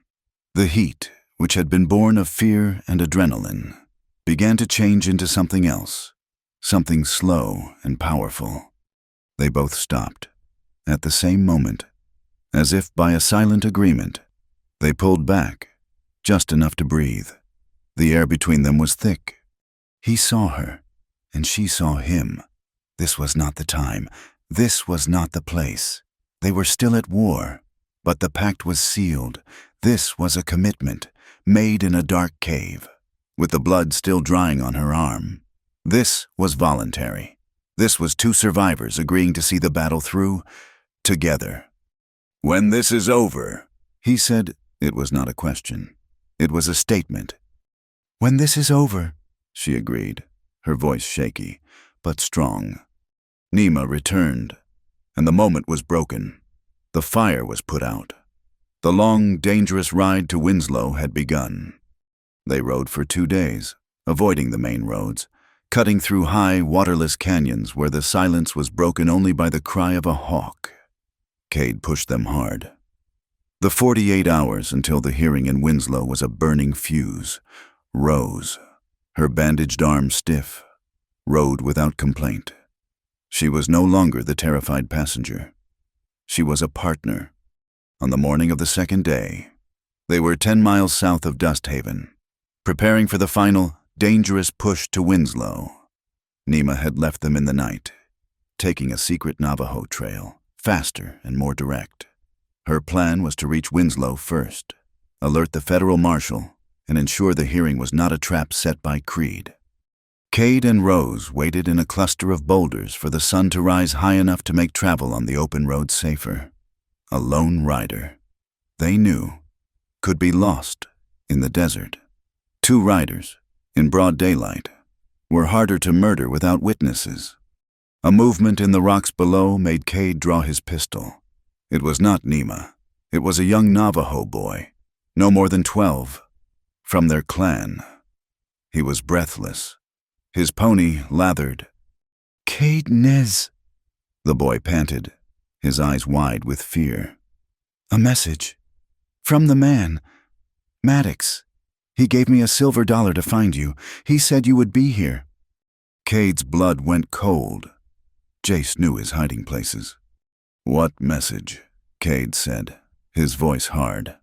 He said Creed will trade," the boy recited, his voice shaking. "He said you have the papers. He will give you a new paper, a protection paper. He called it one that frees this woman from the contract. He said he will give you $500 and 2 fast horses to ride for California. You and the woman. You just have to give him the paper that shows the sheriff took money. He wants to trade the sheriff for the woman. He said to meet him at Red Gulch at noon. He said if you do not come, he has men watching the Hogan. He will burn it with your grandmother inside." Rose looked at Cade. His face was granite. "He is lying. It is a trap." "Yes," Cade said. He looked at the sun. It was 3 hours to noon. "He is lying about the trade. He is not lying about the threat to my grandmother." "We cannot go," Rose pleaded. "Nima is already in Winslow. We have to make it to the hearing. This is a trick to stop us." "It is," Cade agreed. He checked the load in his rifle. "He expects me to come alone. He expects me to be desperate to trade. He thinks I am a coward who will sell out Hobbs to save myself." "What are you doing?" Rose asked, seeing the cold, settled fire in his eyes. "You are not going." "I am going," Cade said. "He is not just setting a trap for me. He is offering himself as bait. Jace is the man who set the fire. Jace is the one who followed Creed's orders. If I bring him to Winslow, if he stands before a judge and testifies, it is over. The contract, the ledger, it is all just paper. Jace is the living truth." "Then I am going with you," she said. "No, you will take the Pinto and ride for Winslow. You will meet Nima." "Absolutely not," Rose said, her voice as hard as his. She pulled the heavy derringer from her skirt pocket. "He expects one man. He will not expect me. I am not the woman you met at the train station. Cade, I am not something you can hide in a cave. I am your partner in this. Nima taught me how to make this gun speak. We go together, or we die here." He looked at her for a long, silent moment. He saw the bandage on her arm.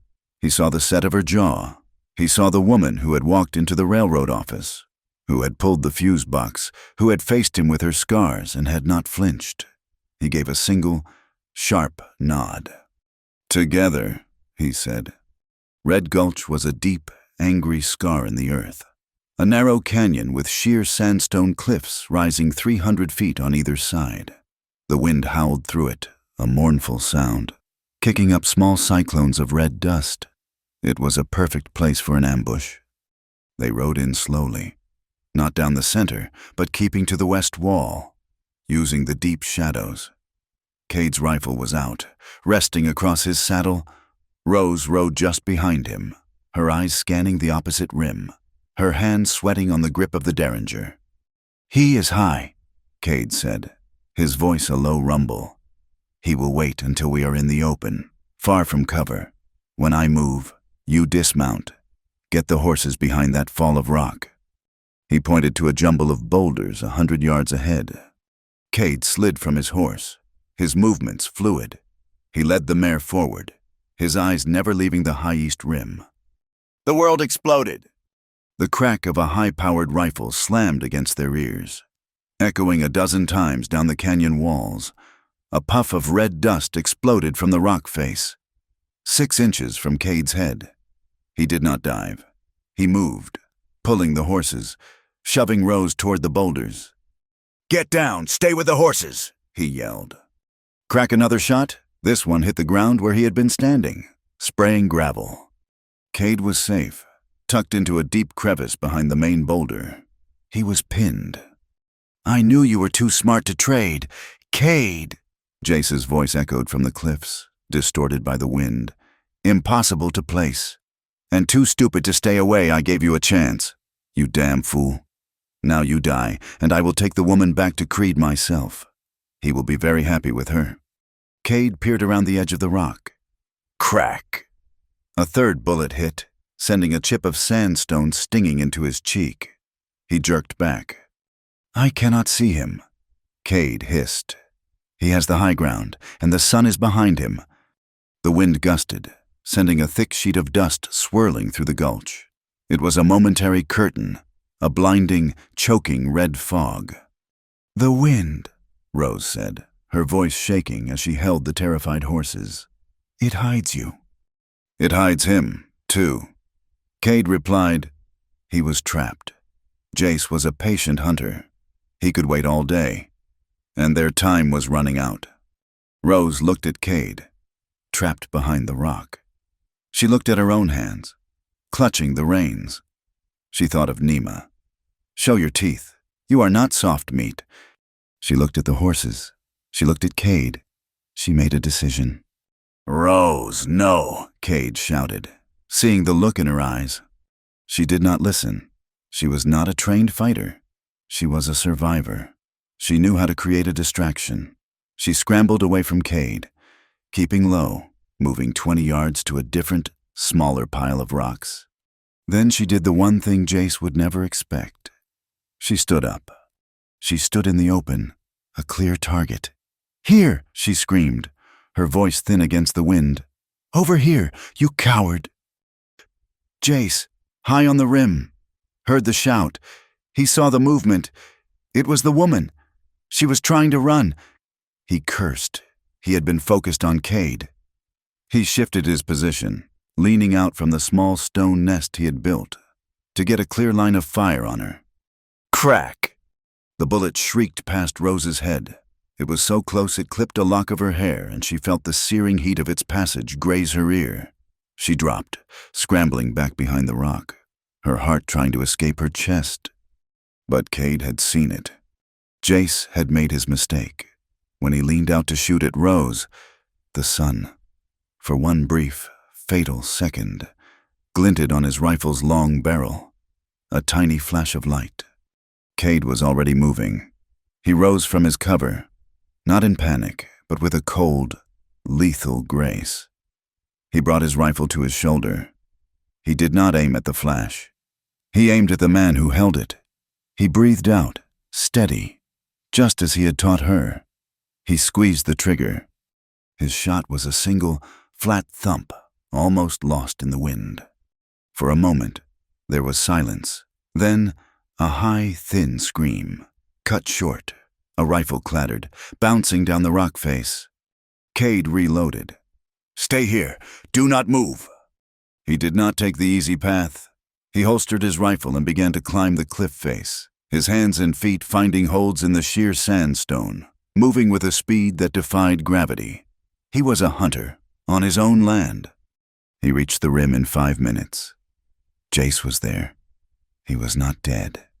He was slumped against his stone blind, clutching his right shoulder. Cade's bullet had gone straight through the muscle, shattering the bone.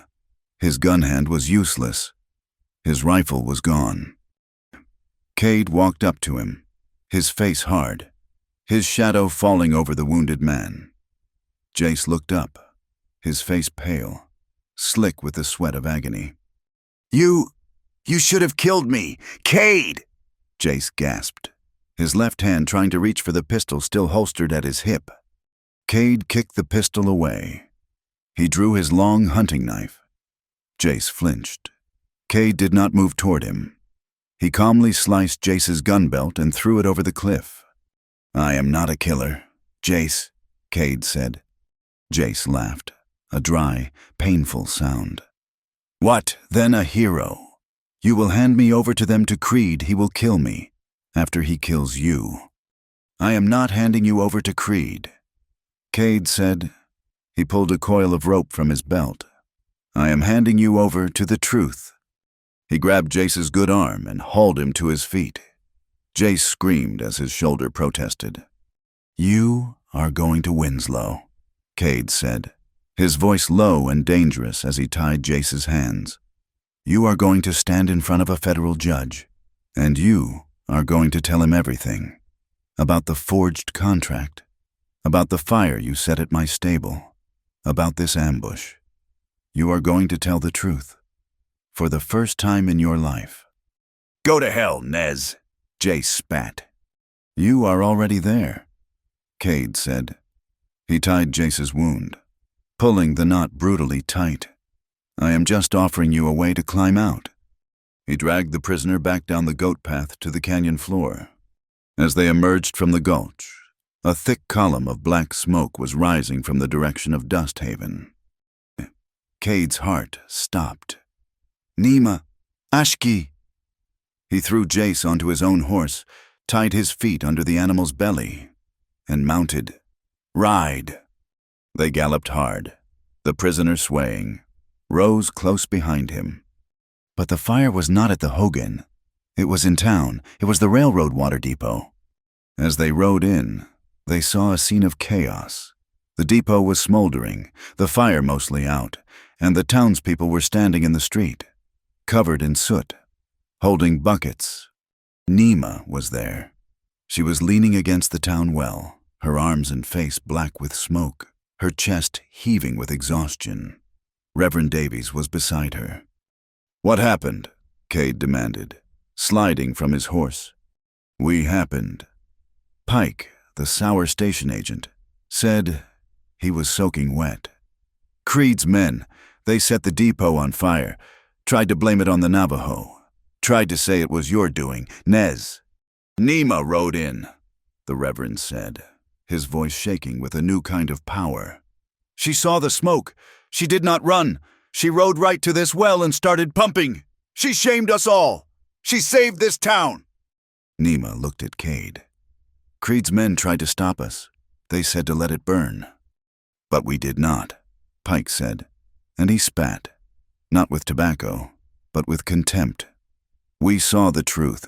He was not just trying to burn you out. Nez, he was trying to burn us out, to control the water, to control everything." Sheriff Hobbs came running up, his face purple with rage. "Nez, you are under arrest for kidnapping for—" He stopped when he saw Jace Maddox, tied and bleeding. "He is not under arrest, Sheriff," Reverend Davies said, stepping between Hobbs and Cade. His voice was quiet, but it carried the weight of the entire town. "He is a witness. We will be escorting Mr. Nez and Miss Walker and this prisoner to Winslow for the hearing." The silent, watching crowd of Dust Haven residents stepped forward. They formed a wall, not with guns, but with their bodies. They stood with the Reverend. They stood with Nima. They stood with Cade. Hobbs looked at the soot-covered, angry faces. He was the law, but the people had just found a new one. He took a step back. Cade looked at Rose, her face smudged with dirt, her ear bleeding where the bullet had grazed her. She looked at him. They had faced the fire, and they had won. The town was no longer silent. The hearing was held in a makeshift courtroom above the Winslow Mercantile. A long, hot room that smelled of new lumber and stale tobacco. It was packed. The people of Dust Haven, led by Reverend Davies and Pike, the station agent, had come to see justice done. The circuit judge, a gray-haired man named Haraway, looked over his spectacles with an expression of profound impatience. He owed nothing to Barlow Creed.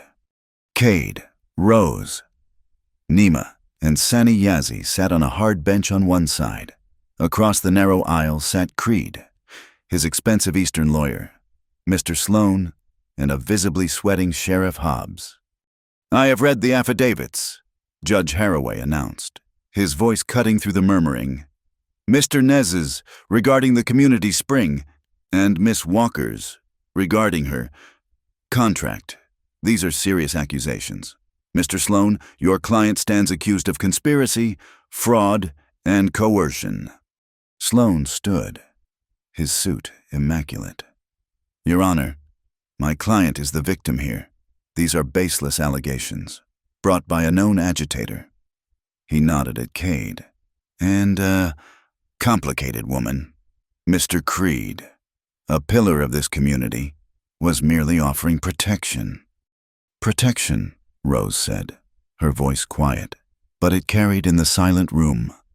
"Let us hear from the witness." Cade said, Jace Maddox was brought in, his arm bound in a sling, his face bruised. He looked at Creed, who stared at him with cold, murderous intent. He looked at Cade, who simply watched him, waiting. "Mr. Maddox," the judge said, "you are accused of ambush with intent to kill. You have been offered a plea if you testify truthfully about the events of the last week." Jace licked his lips. He had spent a day in a federal cell, not Hobbs's comfortable drunk tank. He knew his life was over, one way or another. "It was Creed," Jace said, his voice a hoarse whisper. "He hired me. He told me to stop Cade Nez from reaching this hearing. He said to stop him permanently. The woman, she was just property to him." The room erupted. Sloan was on his feet. "Objection, this is the testimony of a desperate criminal saving his own neck." "Sit down, Mr. Sloan," the judge said, his voice flat. "He is not finished." "What about the fire at Mr. Nez's stable?" the county clerk asked. "Creed," Jace said. "He ordered it. A message. The fire at the water depot. That was his too. He wanted to blame the Navajo. He wanted to start a panic." Sheriff Hobbs leapt to his feet. "That is a lie. I have evidence." "Sheriff Hobbs," the judge interrupted. "You will be silent." He looked at the ledger page Cade had stolen. "I have here a ledger, identified as belonging to Mr. Creed, showing a payment of $100 to you. Sheriff, marked for discretionary funds. What, precisely, did you use your discretion for?" Hobbs turned pale and sat down, his career ending in that one silent moment. "Your Honor," Sloan said, recovering smoothly. "A disgruntled employee, a stolen ledger. This is character assassination. My client's only crime was trying to enforce a legal marriage contract. He was protecting a vulnerable woman from her own poor decisions." Rose stood. "I demand to speak." "Miss Walker," the judge said, "you may." She walked to the front of the room. She did not look at Creed. She looked at the judge. She did not cry. Her voice did not waver. "My name is Rosalind Walker," she said, her voice clear. "I am not vulnerable, and I am not complicated. I am a survivor. I came to this territory to escape a life of violence in Missouri. I was forced to flee by men who used a forged document, a promissory note signed by a dead man, to accuse me of debts I did not owe." She held up the forged note from her pocket. "Those men," she continued, "are business associates of Mr. Barlow Creed. My marriage contract was not transferred. It was sold. When I arrived, I was treated like livestock. I was sent to be examined. When I refused, he used his sheriff to confiscate my papers and trap me in this county." She held up her bandaged arm.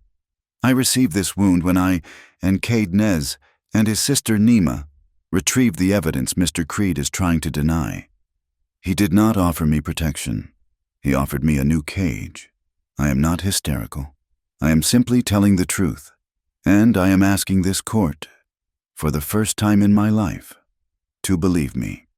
The room was absolutely silent. Sani Yazi was called. He spoke in Dine, his voice quiet. Cade translating. The water at Mesa Roja has belonged to all people since the holy people shaped the land. It cannot be bought. It cannot be sold. It belongs to the people. It belongs to the land. Reverend Davies stood and swore, on his Bible, that the handwriting in the ledger, the one paying Hobbs, was the same hand that signed his church's donation checks. Judge Haraway took off his spectacles. He rubbed his eyes. In light of the testimony of Mr. Maddox, the testimony of Miss Walker, and the physical evidence of fraud and conspiracy, this court hereby freezes all assets and land holdings of Barlow Creed, pending a full criminal trial.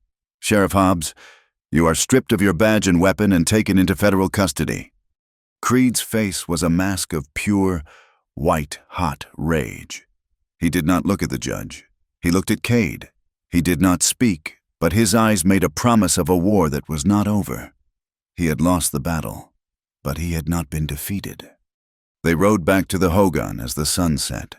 The journey was slow, quiet. The tension of the past week had left them hollow, exhausted. As they entered the canyon, a low gray cloud settled over the mesas, and a gentle rain began to fall. It was not a storm. It was a soft, cleansing rain that pattered on the dry earth, turning the air sweet with the scent of wet sage and juniper. Inside the Hogan, Ashki had a fire burning. Nima was there, having ridden ahead, and she had a pot of stew simmering. They ate in near silence. The only sounds, the crackle of the fire and the steady, peaceful drum of the rain on the packed earth roof. The war, for a night, was over. They were safe. Slowly, the family gave them their space. Ashki lay down on her sheepskins, her breathing soon becoming the slow, steady rhythm of sleep. Nima, with a small, knowing look at Cade, took a blanket and said she was going to check on the horses, a task that did not require her absence, but which she gave them as a gift. Cade and Rose were alone by the fire. She was standing, looking into the flames, her hair damp from the rain, her clothes still stained with the dust of Winslow. He stood beside her, not touching, just sharing the warmth, the silence. He reached out, his hand moving slowly, and brushed a damp strand of hair from her cheek. His rough fingers were gentle against her skin. She did not flinch. She did not pull away.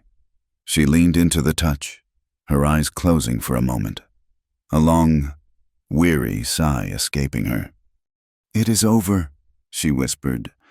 "It is begun," he replied, his voice low. He kept his hand on her cheek. He waited. He was giving her the choice, the power he had promised. She was the one who turned her head, pressing her lips to his palm. She was the one who put her hand on his chest, feeling the steady, solid beat of his heart. "Cade," she said. It was all she needed to say. He kissed her. It was not the desperate, rushed kiss from the cave. It was slow and deep and sure. It was a kiss of homecoming. It was a kiss that held all the respect he had named and all the fire he had held back. He pulled back, just enough to see her eyes. "Rosalind," he said her full name, a mark of reverence. She put her fingers to his lips. "I am not afraid," she whispered. "I am here. I am with you, by my own choice." Choice, that was the sacred word. He lifted her, his arms easily taking her weight, and carried her to the soft pile of sheepskins where he slept. He laid her down, the firelight playing over her face. It was not a taking. It was a ritual of healing. It was the slow, careful unbuttoning of her dress, his calloused fingers gentle on the small buttons. It was the moment she touched his face, her hands tracing the hard line of his jaw, the scar at his temple. It was the unwrapping of the bandage on her arm, his lips touching the grazed skin, and then the old, white scars just below it. She did not shudder. She did not hide. She let him see her. It was the hiss of her breath when his hand moved over her skin, a touch that was not about possession, but about discovery.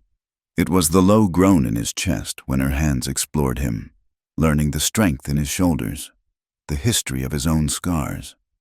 It was two survivors, two warriors, finally laying down their armor, not in defeat, but in a shared, profound victory. It was the whisper of her name. It was the beat of the rain on the roof, a rhythm that matched their own. It was a union not of frantic passion, but of a deep healing, absolute trust, a promise sealed in the warm, fire-lit dark that neither of them would ever be alone again. They lay tangled in the blankets. The fire burned low. The rain had softened to a whisper. She felt a quiet in her soul that was so total, it was stunning. He turned, propping himself on an elbow to look at her. His face was serious, his eyes dark and full of a feeling she was just beginning to understand. He spoke in Dine, his voice a low, sacred rumble. Shike ni seli, nike deshi. She did not understand the words, but she felt the vow within them. "What does it mean?" she whispered. "It means," he paused, finding the English for it. "It means, my love, you have become my heart. I will keep your path safe." Tears, the first tears of joy she had ever known, welled in her eyes. She tried to repeat the sounds, her tongue awkward, a broken echo of his. He smiled, a true, gentle smile. "You will learn." He kissed her forehead. She laid her head on his chest, listening to the steady beat of his heart, and slept. She woke to the smell of coffee. The rain had stopped. Cade was already outside, the steady thwack of his axe echoing in the clean morning air. Nima sat by the fire, her hands busy. She held the string of beads. "It is finished," Nima said. She held it out. The beads were whole. Nima had cleaned the dust from every stone. The turquoise and the dark blue were bright, vibrant, and strung on new, strong sinew. Rose took the necklace. It was heavy and cool against her skin. She put it on. It was a circle. She was whole. Cade entered, his arms full of firewood. He stopped, his gaze finding the necklace. Then her face. He saw her, wearing the colors of his clan, wearing his promise. Before he could speak, his young cousin, the messenger, burst into the hogan, breathless. "Cade," he said in Dine, his voice high with panic. "A message came on the wire from Creed's lawyer to Scully. The judge is moving the evidence, the ledger, the contract. They are moving them to the main courthouse in Prescott. Tomorrow. At dawn." The peace of the morning shattered. "Why?" Cade asked, his voice sharp. The lawyer said it was for safekeeping, but Scully was laughing. "Cade, he told his men a coach on the high road is an easy target. They are not going to let the papers get to Prescott. They are going to destroy the proof." Cade grabbed his rifle from the wall. "The marshal is a good man, but he is not from here. He does not know Creed's men. I will escort that coach." He turned to Rose. "You will stay here. You are safe." "I will." Rose stood up. She was already dressed. She tucked the heavy derringer into her waistband. The necklace rested on her collar. "You said you would keep my path safe," she said, her voice steady. "My path is with those papers. My freedom is in that coach. You are not going without me." She walked to him, putting her hand on his arm. "We go together, Cade, or we do not go at all." He looked into her eyes.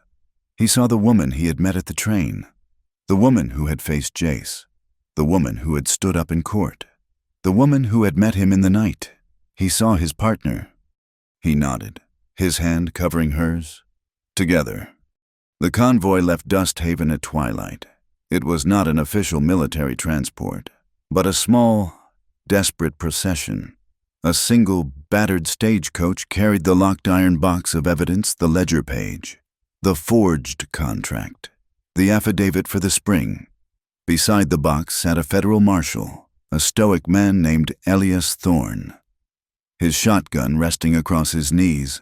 Opposite him, his wrists and ankles in chains, sat Jace Maddox, his face pale, his shoulder bandaged. Rose sat beside the marshal. She was not a passenger. She was a guard. The heavy derringer Nima had given her was in a holster on her own belt. Cade and Nima did not ride in the coach. They rode scout. Cade on his best remaining horse, Nima on a fast gray mare. They flanked the coach, their rifles drawn, their eyes scanning the canyon walls as the light bled from the sky. They were taking the old Navajo pass, a narrow, winding cut through the mesas that was shorter, but far more dangerous than the main road. The air was still, heavy with the promise of more rain. The only sounds were the creak of the coach's leather springs and the muffled thud of horse hooves on the sandy trail. "They will come," Cade said, his voice low, riding close to the coach window. He looked at Rose. "Stay low, no matter what you hear." "We will be ready," she replied, her hand resting on the derringer. They entered the narrowest part of the pass, a place the dining called the Needle's Eye. The sandstone walls rose 500 feet, sheer and black in the encroaching dark. Nima, riding point, suddenly reined in her mare. She held up a hand. "What?" the marshal called from the coach. "Wait," Cade commanded. He had seen it, too. A flicker of movement, high above them. A man, silhouetted against the last of the purple sky, dislodging a stone. "It is a trap," Cade said, his voice flat. He looked up. "High, on both sides." "We cannot turn back," the marshal said, chambering around. "The coach will never make the turn." "We go through," Cade said. "Nima." But Nima was already gone. She had leaped from her horse, a long knife flashing in her hand. She was climbing, scrambling up a narrow game trail on the east wall, moving not like a woman, but like a shadow. "What is she doing?" Rose asked, her voice tight with fear. "She saw something I did not," Cade muttered. High above them, one of Creed's men, Scully, knelt by a wooden crate. He struck a match, the small flame a tiny, evil star in the dark. He touched it to a long, sputtering fuse. "Dynamite!" the marshal yelled, his voice echoing. "He is going to bring the wall down on us, driver. Go, now!" The driver lashed the horses. The coach leaped forward, lurching over the rocks. Cade fired his rifle at the man, the shot whining off the stone. Yards to the left. Scully ducked, laughing. The fuse burned, spitting sparks. A snake of fire crawling toward the crate. "Nima!" Cade shouted, a roar of desperation. On the cliff, 30 yards from the dynamite, Nima reached the top of the trail. She ran, her feet flying over the uneven stone. Scully saw her. He stood up, drawing his pistol. Nima did not slow. She threw her knife. It was not a long throw, but it was true. It struck Scully in the thigh, a heavy, solid thunk. He screamed, his shot going wild. He stumbled, grabbing his leg. Nima sprinted past him, her eyes only on the fuse. It was inches from the crate. She did not stop to stamp it out. She fell to her knees, grabbed the burning rope, and sliced it in two with a smaller skinning knife from her belt. The fuse died, a foot from the crate. "She did it," Rose cried, looking out the window. "It is not over," Cade yelled. On the other side of the pass, a second man, the one Cade had seen first, began his own work. He was not using dynamite. He was using a crowbar, prying at a huge balanced boulder that held a shelf of loose rock in place. "It is a rock slide," the marshal shouted. "He is blocking the pass." The man gave a final heave. The keystone boulder shifted, groaned, and then fell. With it came 100 tons of rock, a cascading, thundering avalanche that poured down the cliff wall, aimed directly at the path of the coach. The driver screamed and pulled the horses, but they were almost under it. Cade spurred his horse, his animal leaping forward. He was not aiming for the man. He was aiming for the rock slide. He rode his horse straight at the falling wall of stone, firing his rifle, trying to break the largest boulders, to divert the path. The man on the cliff, his work done, turned to run, but his foot slipped. He tumbled, sliding down the long, sandy slope, landing hard at the bottom just as Cade rode past. The man was Scully's partner. He scrambled to his feet, drew his pistol, and aimed it at Cade's back. The shot came from the coach. Rose, leaning from the window, her arm braced, fired the heavy derringer. The shot was wide, but it kicked sand into the man's face. He cursed, his shot going wild. Cade reined in his horse, spinning. He rode straight at the man, his rifle empty. He did not slow. He leaned from the saddle, grabbed the man by the shirt, and hauled him from his feet, using his own momentum to slam him into the canyon wall. The man's head hit the rock, and he went limp. The coach driver, hit in the shoulder by a ricochet, had fallen from his seat, the reins dropping. The horses, terrified by the falling rock and the gunfire, began to bolt, pulling the heavy coach straight toward the new wall of boulders. "The reins!" the marshal yelled, his shotgun useless as he tried to keep Jace from being thrown from the coach. Rose did not hesitate. She kicked the door open, climbed over the marshal, and scrambled onto the driver's seat. She grabbed the trailing leather straps, her feet bracing against the dash. "Pull left to the left," Cade screamed. She hauled on the reins, her wounded arm sending a shock of pure agony up to her shoulder. She cried out, but she held on. The horses, feeling a hand, veered. The coach's right wheel struck a boulder, the entire vehicle lifting into the air, balancing for a terrible second on two wheels. Rose threw her weight to the high side, shouting at the horses. The coach slammed back down, wood splintering. But it was through. It was past the rock slide. They were not safe. From the far end of the pass, a new sound came, the thunder of a dozen horses. Riding hard, Scully, who had pulled the knife from his leg, was leading the rest of Creed's men, riding to finish the job.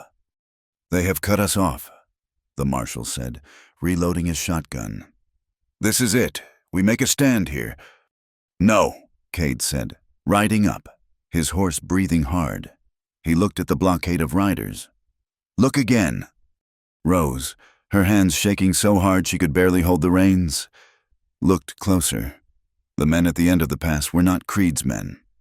It was Reverend Davies, on a mule, holding a Bible. It was Pike, the station agent, holding a double-barreled shotgun. It was the blacksmith, the mercantile owner, and 24 other men and women from Dusthaven. They were not warriors. They were shopkeepers, farmers, and housewives.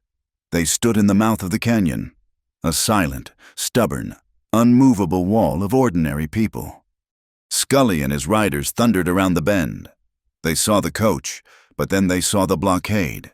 They slowed, their faces a mask of confusion. "Get out of the way," Scully snarled. "No," Reverend Davies said, his voice quiet, but it echoed in the pass. "Go home. It is over." Scully looked at the wall of determined faces. He looked back at Cade, who now had his rifle reloaded and aimed at his chest. He looked at Nima, who had climbed down the cliff, her face streaked with soot, her eyes burning. He was trapped between a warrior and a town. He cursed, turned his horse, and he and his men galloped back into the darkness. They arrived at the county courthouse in Winslow as the sun rose. They were covered in dirt, blood, and sweat. Judge Haraway was waiting for them on the steps. He looked at the broken coach, at Rose's bandaged arm, at the tied, unconscious man Cade threw onto the porch. "I see you had some trouble," the judge said dryly. "Creed's last argument," Cade said. The marshal handed over the iron box. The judge took it. He unrolled a long sheet of paper. "With this evidence, and the testimony of Mr. Maddox, And now a fresh charge of attempted murder on a federal officer? I am signing the final warrants. Barlow Creed will be arrested. Hobbs will be tried. Their assets will be seized to pay for the damages to this county, to your property, Mr. Nez, and to the town. Jace Maddox was led away in his chains toward the jail. He stopped and looked back at Cade. He had seen everything. He had seen Cade tackle the man on the slope, but not kill him. He had seen Nima disarm Scully, but not kill him. He had seen them fight for the law, not for revenge. Cade met his gaze. Jace Maddox, the man who had tried to kill him, gave a single, slow nod.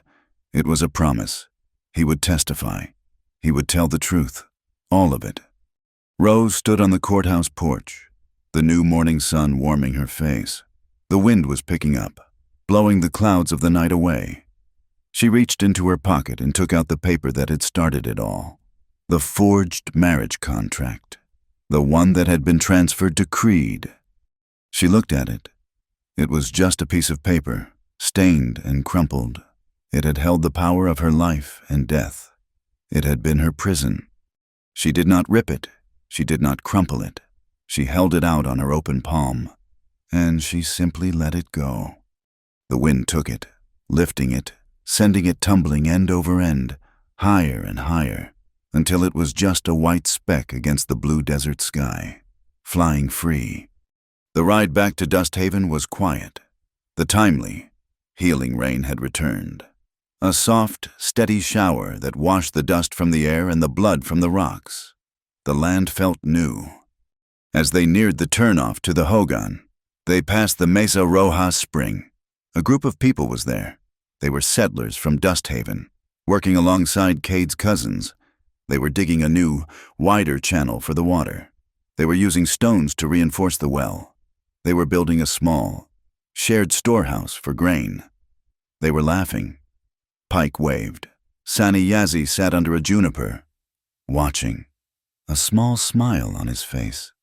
The two worlds were learning to stand together. Cade stopped his horse. He looked at the new, shared life. He looked at Rose, sitting her horse beside him, the dine necklace bright against her dress. She was no longer a stranger, a mail-order bride. She was a part of this place. He reached across the space between them and took her hand, her fingers, strong and sure, laced with his. "Let's go home," Cade said. The seasons that followed were seasons of building. The high desert, washed clean by the rains, seemed to take a new, deeper breath. The spring at Mesa Roja, once a symbol of theft, became the heart of a new community. The people of Dust Haven, freed from Creed's shadow, worked alongside the dine. They built a new, larger stone well, and beside it, they built a low, solid building of adobe and pine. It was not a church, and it was not a land office. It was a school. Nima was its first teacher. She stood before a room of children, some white, some dine, and taught them the two worlds. She taught the English alphabet and the multiplication tables. And she taught the dine stories of the holy people and the sacredness of the four directions. Rose worked beside her. Rose, with her clear hand and her head for numbers, handled the books, the supplies, the letters to the suppliers back east. She taught the older children, and many of the women, how to read a ledger, how to sign their names, and how to understand a contract. She was ensuring that no one in this valley would ever be trapped by paper again. Cade rebuilt his stable, but it was different. He used the money from Creed's seized assets to buy back the best horses he could find, but he also took in animals that had been abused, horses with fear in their eyes. He used the quiet, steady patience of his ancestors to heal them. He called it his therapy herd, and he began to invite others to the ranch, men from the war who still heard the cannons, women who had survived their own private battles. He taught them to groom the horses, to speak to them, to find their own balance by healing another living creature. The old world of Dust Haven was gone. Barlow Creed and Sheriff Hobbs were tried in the territorial court in Prescott, with the damning testimony of Jace Maddox, who had chosen truth over loyalty.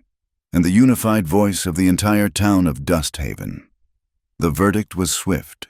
Creed, for his crimes of fraud, conspiracy, and attempted murder, was sentenced to 20 years in the federal prison at Yuma. Hobbs, for his corruption, received 5. The railroad, facing a federal inquiry and a hostile population, signed a new agreement, one that guaranteed the rights of the Mesa Roja spring to the community forever. Cade and Rose were married.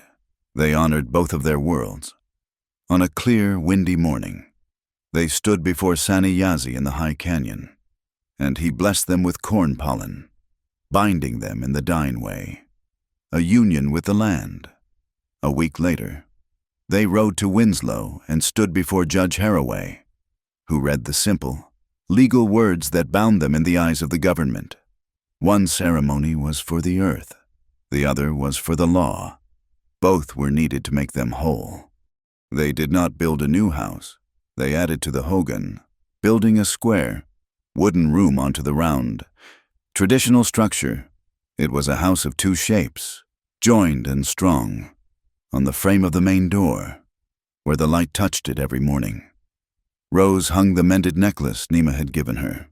It was a circle, a sign of protection, a reminder that what was broken could be made new. The small, pearl-handled derringer had stayed in her pocket for a week after the hearing. Then, one evening, she took it out. She looked at the small, deadly weapon that had been her only companion, her only defense, for so long. She thought of the woman who had hidden in the root cellar, the woman who had cringed at a raised voice. She was no longer that woman. Cade watched her as she walked to the kitchen and hung the little gun on a hook by the stove. Among the dried herbs and cooking utensils, it was not a weapon anymore. It was a memory. It was a monument to the life she had survived. Her story traveled, carried on the telegraph wires and in letters. She began to receive mail, not from creditors, but from other women. Women in far territories.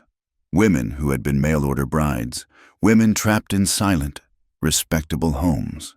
They wrote to her, a stranger, and told her their own stories of fear. Rose answered every one. She sat at her small desk, the sound of the school bell ringing outside. She wrote the same message, over and over, in her clear, strong hand. You are not cargo. You are not property. You are a person. Do not ever let them forget it. Cade, too, received a letter. It was old, forwarded from his cavalry days.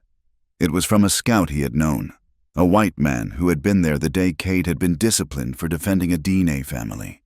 The letter was short. It said, I saw what they did to you. I said nothing. I was a coward. I am sorry. Cade read the letter once. He felt no anger. He felt nothing at all. That man, the one who needed the apology, was gone. He folded the paper, walked to the fire, and laid it in the flames. He watched the apology turn to ash and smoke, returning the past to the wind. The next spring, Rose walked through Dust Haven to the Mercantile. It was a warm day. For the first time, she did not wear the heavy shawl she had always used to hide her shoulders. Her dress was simple, her throat bare, save for the bright turquoise and blue of the Dine necklace. She saw Pike, the station agent, loading a wagon. He stopped and tipped his hat. Ma'am, a fine day. The blacksmith's wife, who had once whispered about her, smiled and waved. She felt their eyes on her, but the gaze was new. It was not the pity she had received as the abandoned bride. It was not the contempt she had feared. It was respect. She was not a victim. She was Rosalind Nez, a teacher, a founder. She was home. The new sounds of the high desert became their life, the bright, clear clang of the school bell, the shouts and laughter of children, Dine and White, splashing together at the well, the thunder of Cade's horses running free in the high pasture, their hooves kicking up golden dust against the blue sky. That night, they sat on the small porch of their new, mixed-shape house, watching the stars ignite in the velvet darkness. The air was cool and smelled of pine. Cade was teaching her a song, a low, quiet chant. "It is the Hozo song," he said, his voice a rumble against her ear as she leaned her head on his shoulder. "It is for beauty, for balance, to walk in beauty, to live in it. It is how we find our way back. When the world is full of sharp edges, it is the balance between the sky and the earth, between the man and the woman." She listened to his voice, the ancient words vibrating through him and into her. She felt a profound, unshakable peace. She smiled, a small, secret smile in the dark. She felt a new, uncertain fullness within her, a tiny, hopeful secret she had held close for 2 weeks. She moved her hand, laying it gently over her stomach. It was a question, a hope, a promise of a new dawn. He was already inside her heart, and this West, this wide, new, healing land, was wide enough for their dawn. Thank you for listening to this story. We would love to know where in the world you are tuning in from. Please share your thoughts in the comments below. Subscribe to Wild West Tales, like this video, and give us some extra support by hitting that hype button so this story can be heard by more people.